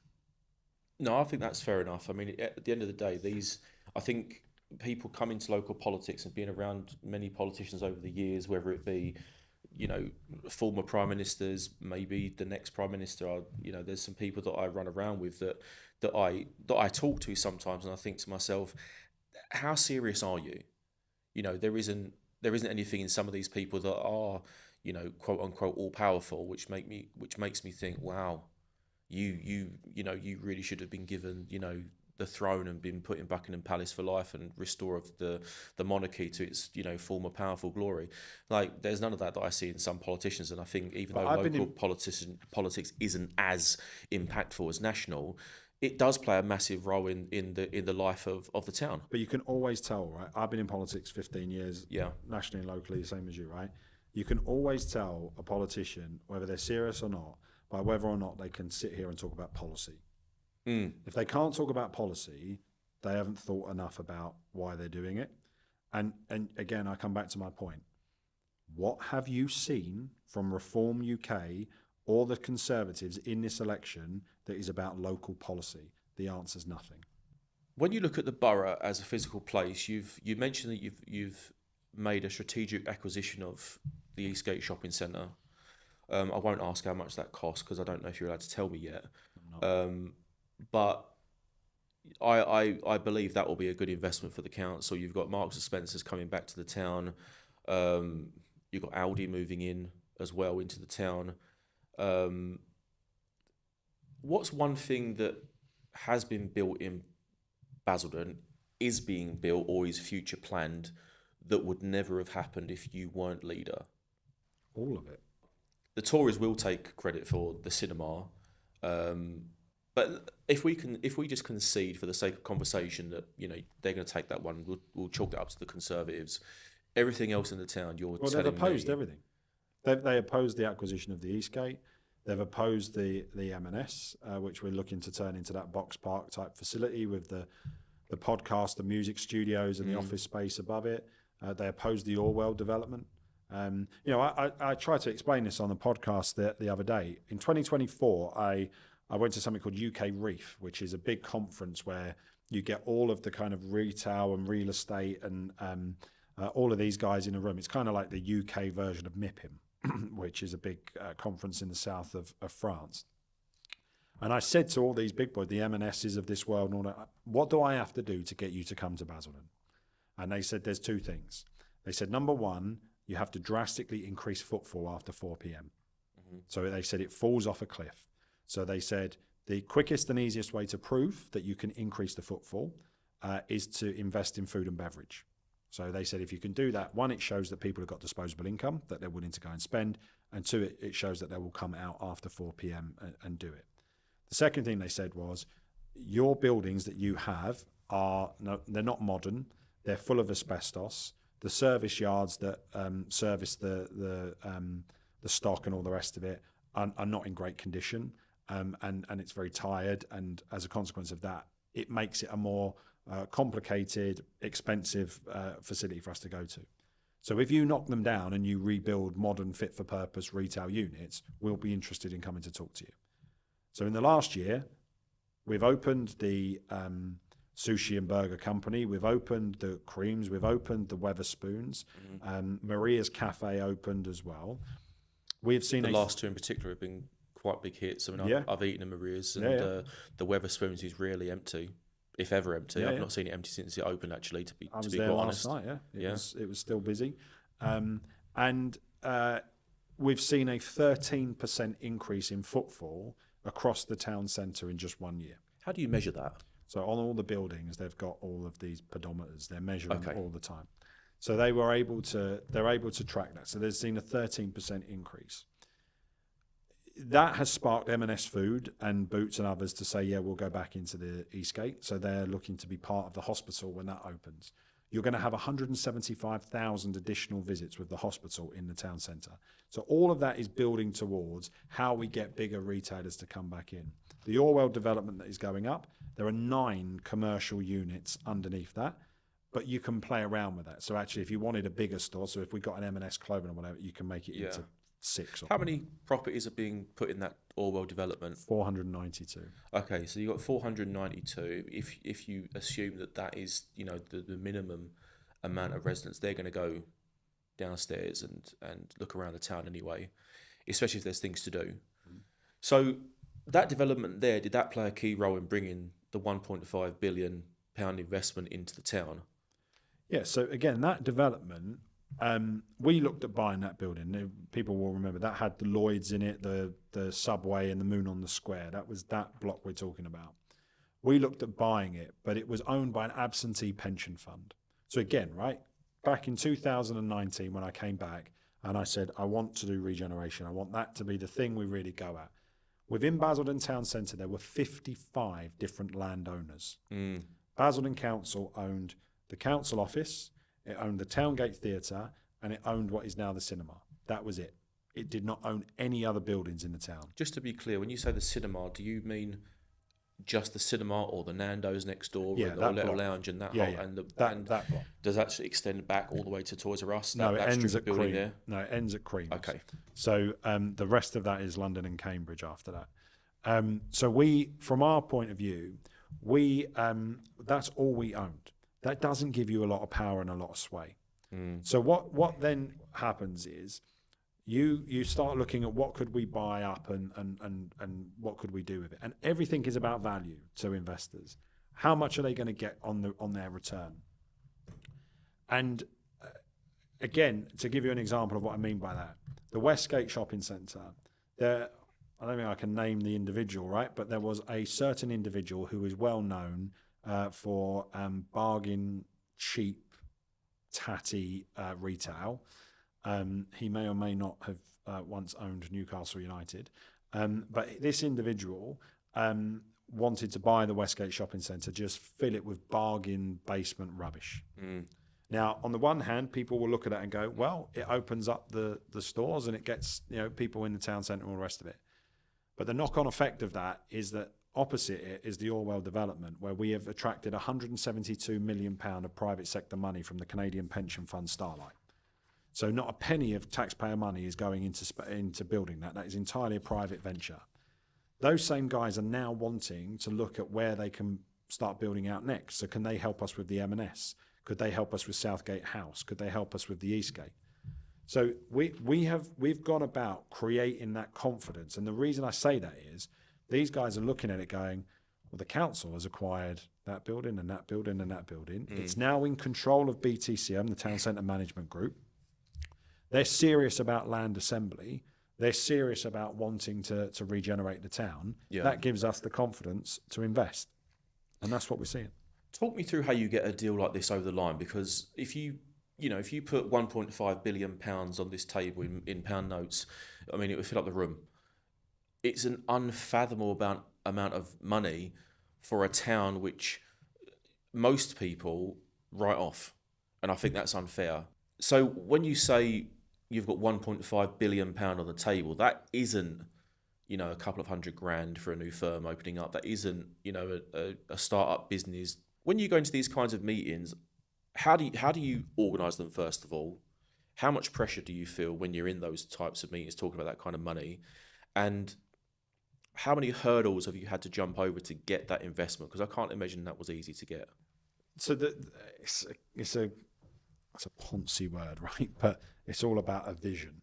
So you have to be really clear about what you envisage Basildon could look like and be in 5 years, 10 years, 15, 20 years time.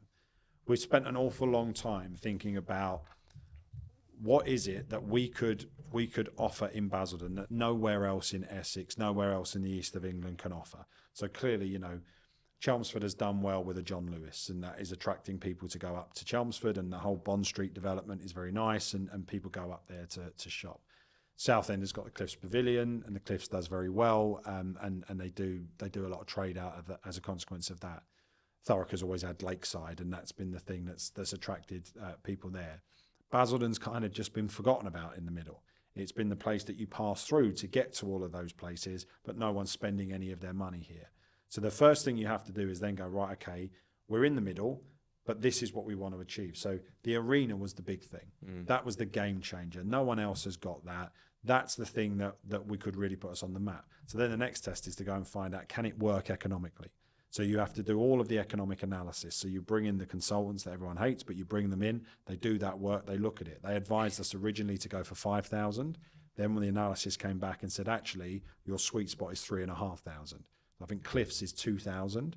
This would be almost double that. but it would have so much more flexibility that it can be used for the darts, the boxing, as well as for live entertainment. It could also be conference and exhibition space, pantomimes, all that sort of stuff. It can do it all, which makes it a unique space in Essex. So then when you know you've got the economic analysis, you're not barking up the wrong tree with something pie in the sky. You put that whole pitch together, and then you go out. And so we've held days in London with, again, lots of these people in real estate who are looking for opportunities all the time. We are well serviced by our C2C rail, getting us in and out of London so quickly. That's a major plus. The 127 and the A13, I know there's lots of traffic on them, but they are well serviced into London and as well. And then clearly with the Lower Thames crossing coming, as well as the two airports that we have in Essex, all of those things make connectivity a plus for you as well. So you just have to put all of that together. But then you have to go and sell Basildon, and you have to go and say, this is a new town. I say to people all the time, we are a baby, right? But look at what we have achieved as a baby. Depeche Mode, right? Global artists from Basildon. The underwater cameras that David Attenborough uses for the Blue Planet, made in Basildon. The optronic equipment being used by the UK and NATO allies when they're out in the field, made in Basildon. Ford Motors and the electronics behind the EVs, made in Basildon. All of that positive stuff that we do here. Come and be part of that next chapter. Come and build a home for the people that are going to be on that journey with us. So you create that excitement for people, and it can't just be about bricks and mortar. It is about, there's a reality that Basildon right now has got a reputation that perhaps is not one that we are all massively proud of. Come and help us fix it. Don't go where it's easy. I'm a politician. People, sometimes, I've been asked if I would stand for Parliament, right? And so you kind of sit there and say, so what seat would I go for then? And they name something. I sit there and I think, it's got to be so boring to be the MP for that. I like it where it's a bit gritty and it's a bit raw, and that's what Basildon is, right? And I say that. I use that kind of my political experience with these investors to say, you're going to, not only are you going to get a return on your investment in terms of your pound and pence, but what happens if Basildon starts to become seen as the place to go? What happens if, I grew up in Chadwell Heath, and up the road was Hackney and Mile End and Stratford. You'd never have gone there. And now, because of the Olympics and the legacy and all the rest of it, it's brilliant, and everyone wants to live in Stepney, and everyone wants to live around Wapping. You wouldn't have gone near those places when I was a kid growing up. Well, what happens if we do that in Basildon? What happens if actually this becomes the capital of Essex and people start coming back here and say, because... But it already is the capital economically. We've got the biggest economy on the Thames Estuary after Canary Wharf. So again, people in our borough, we need to play that more. We've got a bigger economy than Thurrock, bigger than Southend, bigger than Chelmsford, bigger than Colchester. Our population is the biggest in South Essex, bigger than Southend, bigger than Thurrock. And that'll be a draw for investors, the amount of people. Absolutely. And the thing again that I say to them is, wealth comes into this borough at 9 o'clock in the morning and works in all of our high paid jobs, and then it disappears again at 5 o'clock in the evening to all these neighbouring towns because it hasn't got anywhere to go and spend its money. And again, part of the analysis that gets done on things like the arena is they look at it and they say, well, hang on a minute, actually, we could be having that money being spent here after work. Or, it annoys me when I drive around these industrial estates that we've got and I see like Phoenix House as an example, and I'm not picking on the people that work there, right? But it's an office block in the middle of an industrial estate near the Mayflower Retail Park. And you see at lunchtime all the people leaving Phoenix House walking down to the Sainsbury's at Netherden, crossing over the road to go and get lunch. And I'm thinking, you should be in the town centre. You should be buying your coffees before work. You should be buying your lunch in the M&S food box park type facility. You should be going for a drink after work. You should be waiting for your partner to go and see a show at the arena. It's not rocket science, this, right? This is what happens in town centres. How did you propose it? I mean, I wouldn't know who to call to organise investment of that size. When it comes to choosing, who helps you choose? Is this you mentioned a word earlier, vision, which you called Ponzi. I don't think it's Ponzi, but you do have a vision, and I'm curious to know how much of your future vision for Basildon is yours, collaborative, with officers in the council, with your councillors, maybe even your wife who's also on the council. Where do those ideas come from? So it's a good question, right? Because a lot of the time when you're coming up with these policies, I think sometimes people think that it's the officers who are coming up with the ideas. It isn't. It has to be driven by the politicians. That is our job. So again, I describe it, maybe this is not the right way to do it, but politics is a drug and I am an addict, right? So all day, every day, I am consuming news. I'm reading what's going on in local government. I'm looking at other parts of the country to think, that's a good idea, or I wouldn't do that, or maybe that might work in Basildon if we did it like this. So I think about that stuff all the time. It comes back to that point I said about Reform and the Tories earlier on. I think really deeply about this stuff. I don't just come off on a whim. And as I said, I test out ideas all of the time. I'm doing it on this podcast now. I'm saying things that I'm thinking through. I'll look back on this to see how it all works and what the reaction is. That's what you have to do as a leader of the council, and you've got to bring people with you. So my cabinet is made up of people who are in a very similar situation to me.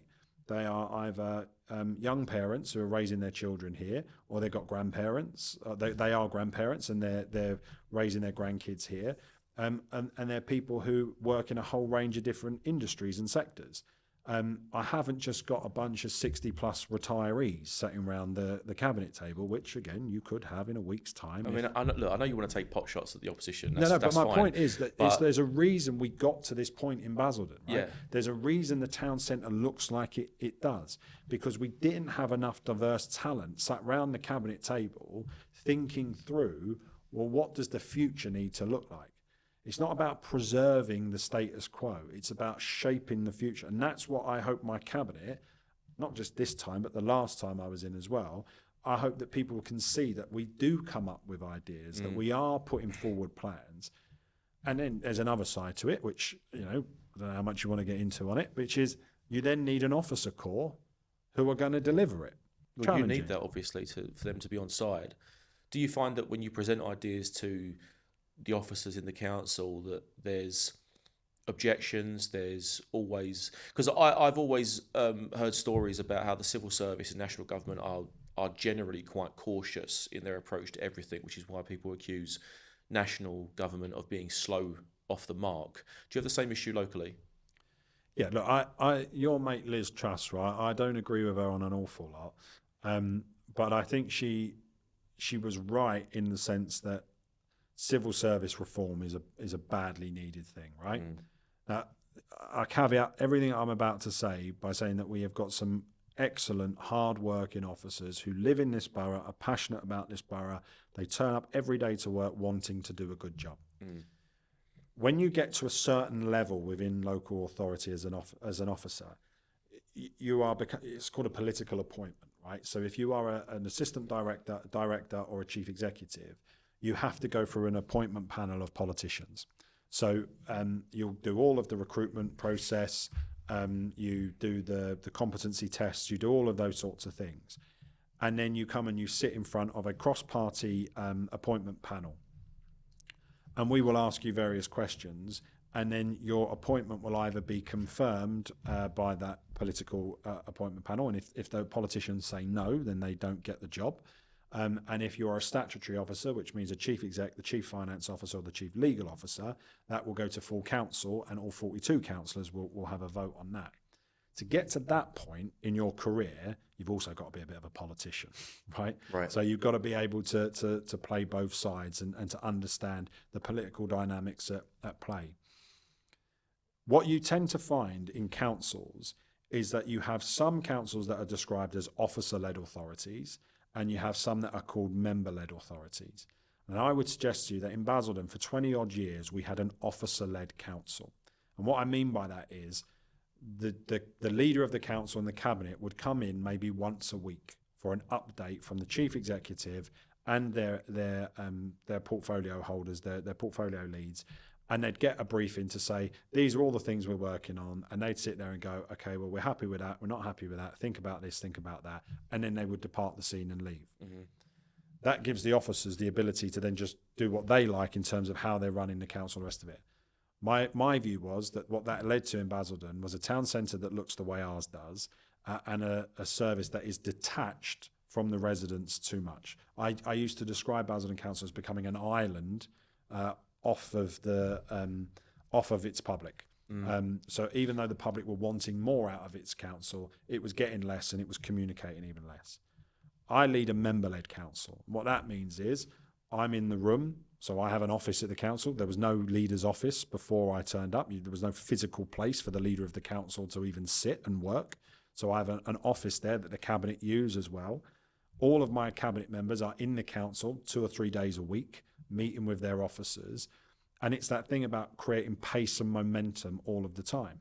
Is that your dictation, or do they come in off their own will? No, that's an expectation I have of the cabinet, that they will be able to do that. And I'm on them the whole time, asking them questions about where they're up to on certain things. And there are some officers that don't enjoy that. And there are some officers that are of the view that actually we want to go to a member-led, an officer-led authority where members are too involved. So let me push on that, because you mentioned earlier on that there are lots of officers which work hard, that play the game the way you want it being played. But I dare say that many of them were there under the Conservatives when they've been in control, and you would also suggest that those administrations were officer-led. So which one is it? Yeah, but those officers now have to decide. They have to make a decision about whether or not they are going to get on board with the new way of working and start delivering. And there are many officers for whom that has happened, right? And they're taking our right. So again, one of the things that I will do, and if I'm successful next week, is on the following Monday, the cabinet, all of the directors will be in a room and we will have a presentation, and I will say really clearly, these are the things I want you to deliver in Q1 this year, right? And I expect them to be done, and these are the dates I want them to go to cabinet. These are the dates I want the CMDRs, the cabinet decisions, to be taken, and these are the allocations in terms of funding that I want you to find and make happen. Some officers don't like that. And you'll find that there will be some officers that will sit there and say, we're not doing that, or they'll try and put blockages in, or they'll kick it into the long grass. We won't make that cabinet meeting, councillor. It will be in this 6 months' time or whatever. I have a thing that I say to officers, right? There are only 2 reasons that you can say no to me. One is if it's illegal, and one is if it will bankrupt the council. If it is if neither of them apply, get on with it. What if they don't? Then there's discussions that can be had. There are 300 odd councils if they want to go and work for any of the others. The reason why I asked that question is because of what you said earlier on about officer-led councils, which to me implies that there is some contempt for certain politicians in that building, hence why they don't do what is asked of them previously. Do you as a council lead have the ability to say XYZ officers have not done what I asked by Q1, therefore I want them on review, I want them fired, I want them gone? Do you have the authority to get rid of staff inside the council? So the way it would work, I always use football analogies, right? Because I think it's a simple way to communicate. Sunderland signed a striker a few years ago, right, called Josie Altidore. We had to nickname him Dozy Altidore, right, because he couldn't put the ball in the back of the net. To the point where we actually started to feel sorry for him, right? And what I mean by that is, if I sign a striker and we're 10 games in and he hasn't scored and he keeps missing sitters, I'm going to have to change the striker, aren't I? Right? Because if I don't, we're going to find ourselves not winning games and we might end up getting relegated, and that's, catastrophic. Every single day you are the leader of the council, you are closer to the end, right? Now that is a Tony Blair quote. But that is the truth of it, right? Yeah. Every single day you're in office, you are closer to the end. So you have to make every single day count, and you can't waste time. You can't be sat there saying, we'll push that on for 6 months, or if it's a priority and you want it delivered, it's got to be delivered. And then what your chief executive has to do is he has to manage. He's called the head of paid service. That's his legal title.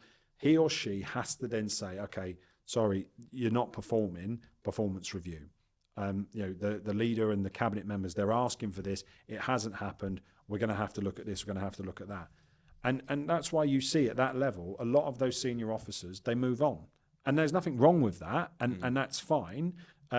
Sometimes the personalities don't match up. Sometimes, if you're, say, for example, you're an officer in Basildon right now, and maybe digital and all of that is your big thing. Well, it's not a priority, because our priority is regeneration and council house building. That's what we're saying. We want you laser focused on delivering. So I can accept that if you're a director, you might sit there and think, well, I'm not really getting as much hearing off the cabinet as I would if I went to a council that's doing a really big digital investment strategy or whatever. Fine. If you know what I mean, I get that. Professionally, you want to do well, and you want to be able to put on your CV you've delivered things. You're not going to get stuff through in Basildon because it's not the priority. You want to go somewhere else. Those conversations happen a lot with officers at that senior level as well. And as I said, they're politicians. They understand it. They can see it. They can smell it. They know if things do and don't happen on their watch. But the other thing that really kills this council, and it is a major problem, is this election in thirds. Having elections every year is a disaster. And the sooner that goes with local government reorganisation, the better. Even someone who's keen on it, I get confused by it sometimes. I just think, imagine what the voters are thinking, that are just trying to, they get the polling card come through and they think, oh, there's a vote on again. But look at how ridiculous this is, right? So 14 seats are up next week in Basildon. The Conservatives and Reform could form an administration. In 12 months' time, they could be out.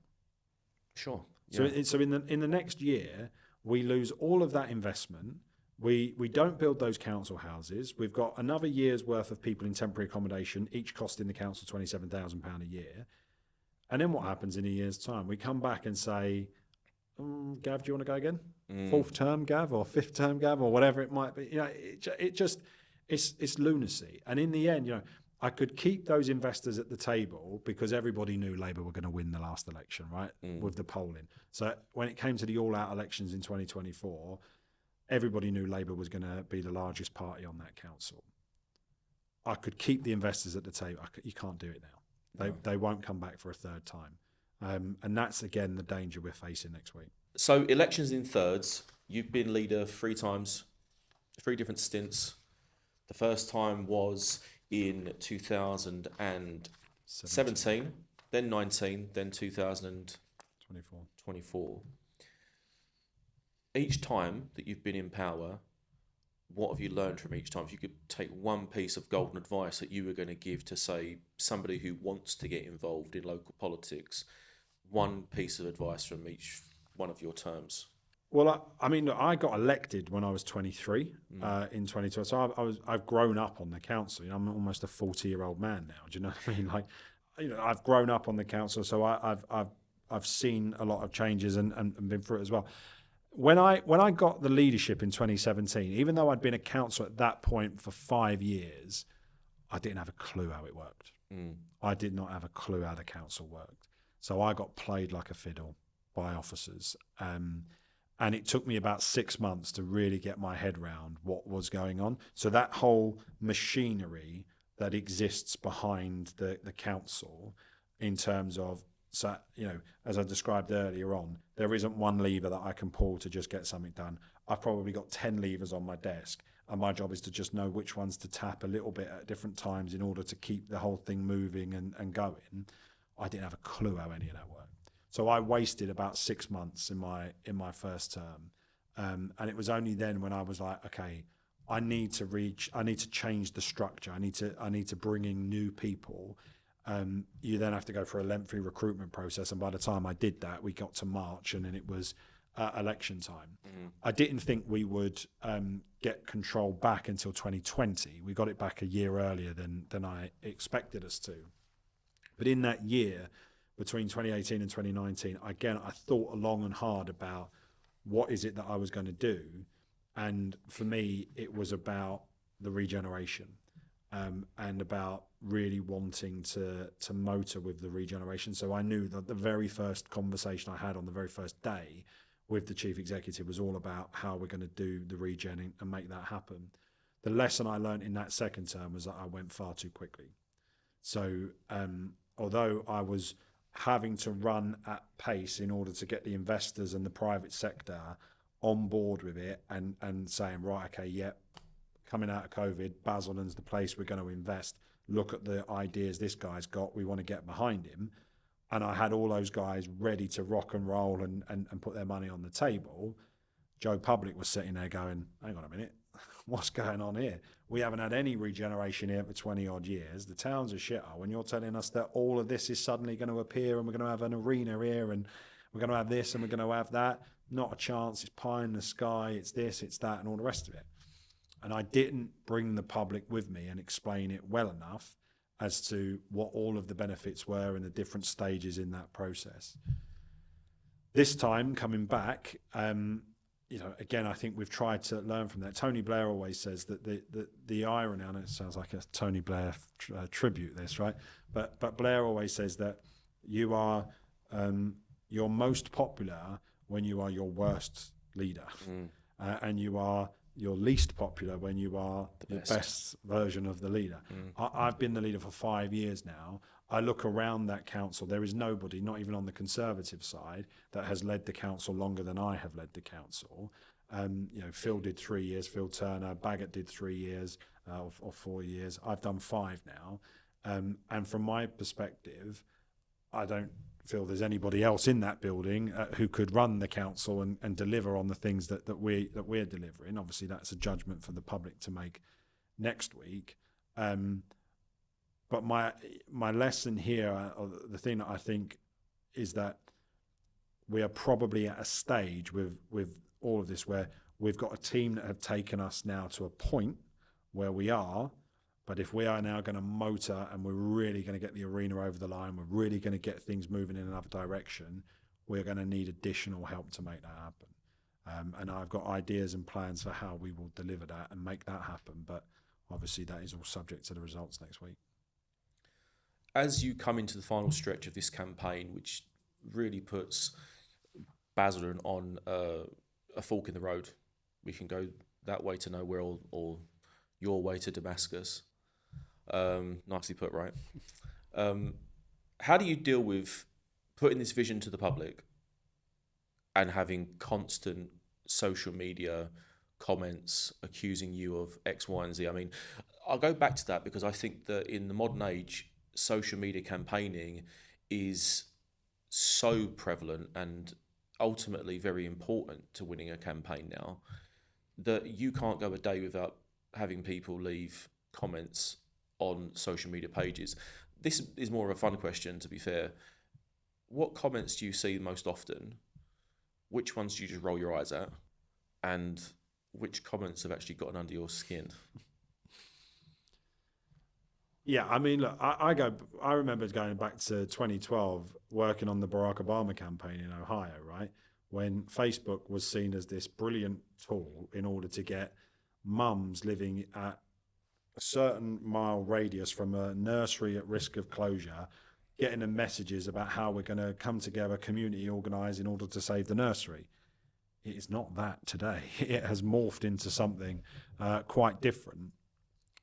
I think the other thing as well, lots of people who work in social media will understand this, but from my perspective, whether it's on a Sunday or on a Monday, I will schedule posts on my Facebook. So they'll go out throughout the week. I am not physically sitting there posting this post at 8 o'clock in the morning and then this one at 3 o'clock in the afternoon. It's all scheduled, right? So there's content, whatever that means, that is going out. That is a Ponzi word. That is a Ponzi word. Yeah. But the messages, the ideas that I want to get across, that I think, right, this week I want to focus in on what we're doing in Northlands Park and the investment we're making in our outdoor areas or whatever. I'll say, right, I'm going to schedule those things. So I'm not sitting there looking at all of this because, again, as I've just explained to you on this podcast, I'm in the council most of the day. I've then got like reading material up here that I've got to get through. My old leaflets, hopefully. Obviously, yeah. And toilet paper. Your WhatsApp messages telling me what I'm doing wrong. all of this stuff that I've got to sit there and go through. Honest feedback. I haven't got time to be in the comment section. And if I open my phone now, I've not had my phone on for about an hour. There will just be hundreds of notifications, right? Yeah. I couldn't tell you. And then some people are like, you're not answering my question. I think, where the fuck's your question? Like, on what post is this? Where is it? Like, email me if you want me to answer questions or whatever. But the narrative, the way in which, I'm described or whatever, I can't control what other people say about me. And there's some people out there who think I'm doing a good job. There are some people out there who think I'm the devil incarnate and that they will never see past that. I would hope that most people think that I'm accessible, more accessible than any of my predecessors in terms of the work I do to communicate what the council is up to. I hope people think I'm authentic. I've survived the Corbyn era because I wasn't a Corbynista, and I think the public, I won the council during the Corbyn era. That's why when I hear people say, "Oh, you're never going to survive the Farage era," I think I did it 10 years ago. I did it during the Corbyn era. This is not new, what we're seeing today from Reform UK. From my perspective, I know I'm not going to be able to change that tiny minority's opinion who are on there every day slagging me off.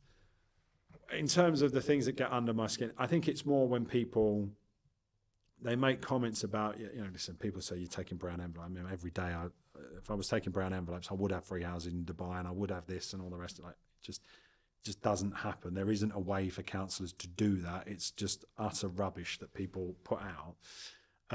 It's when people start almost commenting, as if like they know you. So like they know your motives and be like, Gav doesn't believe that. He thinks this. You've never fucking met me. I can't get my head around this. My dad had a situation a few years back where he was on the train from Wickford to Liverpool Street in the morning, and he was sat next to this guy, and he was just looking at his phone, and he could see that the guy was on my Facebook page. Right. And he's sending me a volley of abuse, this guy. And I think the guy realised that my dad had clocked what he was doing, so started saying, "Have you seen this idiot, this Councillor Callaghan guy, and all that, slagging me up?" To which my dad was like, "So what are you doing?" He was like, "Well, I'm telling him what I think." My dad was like, "Have you ever met him?" He was like, "No." And in the end, my dad was like, "That's actually my son that you're slagging off there, and like he's 30 years old. Like, what are you doing? You are a grown man. Like, why are you sat on a train at 8 o'clock in the morning sending misery to a 30-year-old kid you've never met?" I mean, to be fair, you are in a position of authority where you should expect criticism. But what? Unless it was abusive unnecessarily, then. But I get it. All right, I get it. But send me an email. Come to this is the modern age. Come to my surgery. Come to my Meet the Leader event. Like, again, I love all this. There's so many people. I won't name them because it will embarrass them. But go on, name them. James reckons they're on social media constantly. The lawyers will have a go at me for saying that. But they're on my social media. He's this. He's the worst person I've ever met. He's that. Never met the guy. Yeah. Right. And he's. But then in my private messages, nice as pie to me. Could you confirm whether or not I'm able to attend your Meet the Leader event on Friday? Of course you are. Yeah, come along. Never turns out. And then what you find is that a lot of these people, and I go to the Weatherspoons every Saturday night, right? I don't think I've ever had any trouble in there. I've never had anybody come up. So all this bunny that I get on social media, actually, if people are sat across the you haven't got to agree with everything. To be fair with you, I mean, I've been out with you a couple of times in the Weatherspoons, and people are sending you drinks to the table. I mean, albeit someone did send you a tomato juice, which I found quite strange. But nonetheless, you were sent drinks. I was with Doc Cotton at the time. Yeah, pints of Guinness and everything else. Like, you were being, I've never been, and it's the same when, you hear about people in politics proper that will say, "Oh, Gavin's this and Gavin's that, Gavin's this, Gavin's that." And I've had it about myself, and you see these people at parties or events or conferences or whatever, and they're the first people to make a beeline and shake your hand. And I think that the frustrations that people want to vent, it's like, if I just abuse him, or if I leave the same comment on every single post for a week, he'll get it, he'll notice me. And I'm not saying these people shouldn't be noticed, because obviously if they've got a genuine concern, then, go through the channels to get your needs met. And listen, that's true. And there are people that I've seen on social media who are in really desperate situations and they need help. And because of social media, we've been able to help them. And we've been able to intervene, and we've been able to do stuff to support them. I had it yesterday, right? So absolutely, it can be a tool for good in that way. But the way my head works is when I sit there and I read it, and then I look at the profile, I'm like, you're a 60-year-old bloke or whatever. in my head, I'm just like, what's gone wrong in your life that you're on social media doing? Like, what can I do to help? Like, how do I make it a better place for you to live, work, raise your family, so that you're not finding yourself on a random Wednesday night sending someone you've never met an abusive message because they've put a post out saying we're getting a green flag status for Northlands Park? Do you know what I mean? Like, to my mind, that can't be like how we do it. It's catch-22. You're marketing an idea, and this hypothetical 60-year-old man is opposing it, or he's got a complaint about it for whatever reason. It's got nothing to do with that post. It's just about Gavin Callaghan's a wanker. Yeah, that's what I'm saying about the kind of comments that you would get. They're repetitive. They go nowhere. It's just ad hominems all the time. Which one stands out the most? Which one do you don't even think about it? The first comment that you think of, you go, "Wow, that was a bit heavy," or "That made me laugh," or "It made you feel something." There's a few that make me laugh. Yeah, I'll bet. To be fair, again, it's a bit like we were talking about with the political campaign earlier on. Sometimes I'm like, yeah, you've done me there. But I will actually put like the like on the comment as well, which I hope then that the public are looking at thinking, yeah, what's this about? He got it. Because many people watching this will be thinking, what are these two doing like this together for? And you know, back in the day, I mean, like, people won't know this. People were surprised about this when people would say, "God, I bet you hate Gavin." I'm like, no, I don't. I really like him. They're like, what? We've been reading your backwards and forwards online today, like you're posting, and it's like, yeah, I get that, but like, you know, when it comes to 6 o'clock and the tools get put down, we pick up the phone. And I said, like, people probably think that is, you know, oh, that makes you all the same. It's not the same. It's just there's no need to fall out with everyone you disagree with, and if that were the case, no one would have any friends. Listen, if I fell out with everyone I disagree, I wouldn't talk to anybody. No, do you know what I mean? Like it's that line, isn't it? You can agree to disagree agreeably. Like, yeah, you know, and I do believe that, and I think that some of that's been lost. But again, I think it comes back to the modus operandi, and I think we shouldn't lose sight of that in all of this. When you were a conservative or, you know, independent, whatever, I thought you had the best interest of Basildon at heart. We just had different views on how we were going to get there. You know, I worked with Kerry Smith, right? Yeah. Kerry and I both grew up in Dagenham. Mm-hmm. We blame different people for that. Right? And I was born in Barking, so it's just down the road. Right? You know, he idolises Thatcher. I couldn't stand her, right? Yeah. So, like, but Kerry and I, we would not agree on Brexit. We would not agree on the state of the country. We would not agree on, you know, some matters of education policy or that kind of stuff. But I can look at Kerry and say, that is a guy who is genuinely 100% in it for the right reasons and is doing a good job on behalf of his residents, right? The same with Eddie Murphy, the same with Hazel, Val, all of them in it for the right reasons and doing a really good job. Say the same with the Wickford Independents. I think they're in it for the right reasons and doing a good job as well. Most of the Tories, I think, are in it for the right reasons and doing a really good job for their residents as well. Turn up at a planning meeting, speak on behalf. Fine, that's what they're there to do. Reform UK are not interested. Like, people have to understand that. They are not interested in this. What Reform UK want to do is burn the whole place down. They want you to be convinced that the council is not worth saving, that the council cannot deliver for you or your families, and that the whole operation is corrupt, it's riddled with sleaze, that there's this magic money tree they're going to be able to shake down, and, you know, it's going to uncover all of this, you know, hidden cash that's going to be put back into services. That's why they behave the way they do on social media. And it's very, very difficult to combat it against the public that want to believe that's true. And want to believe that there is a reason why their individual circumstances have turned out like this, or their local community has turned out the way it has. Other than, for me, and you know, whether this is too philosophical, I don't know. I hate using the word austerity, because if I asked 100 people on Basildon High Street what austerity means, I'd get 98 different responses to it, right? But the savage cuts we saw over the last 15 years absolutely decimated communities, right? I fundamentally disagree, and I think he gets away with it scot-free because of what came after. But Cameron and his mate Osborne gutted the DNA out of communities. So they're the reason why police stations closed.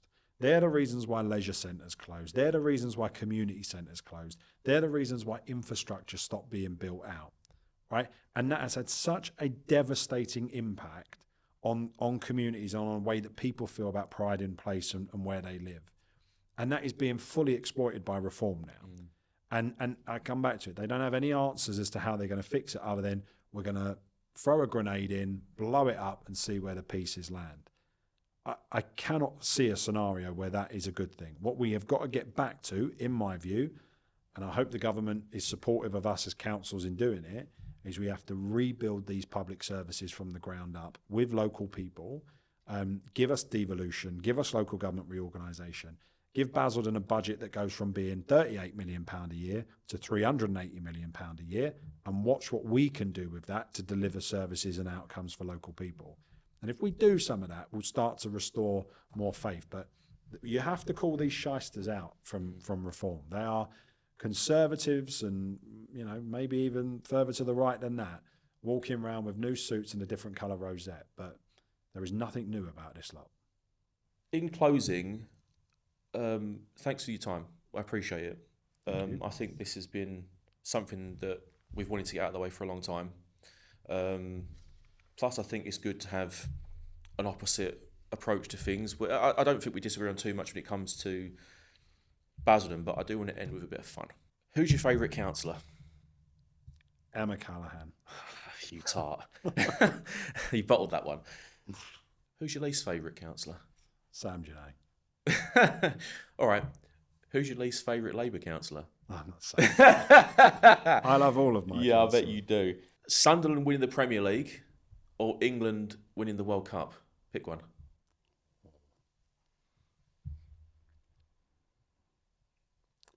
I think for my old man, I'd want England to win the World Cup. Fair enough. Good answer. All right, this one's a bit tongue in cheek. What's your favourite Michael Jackson song? Oh, I don't know. Earth Song. Moving on. Gavin Callaghan, thanks a lot for your time. Good luck. Thank you.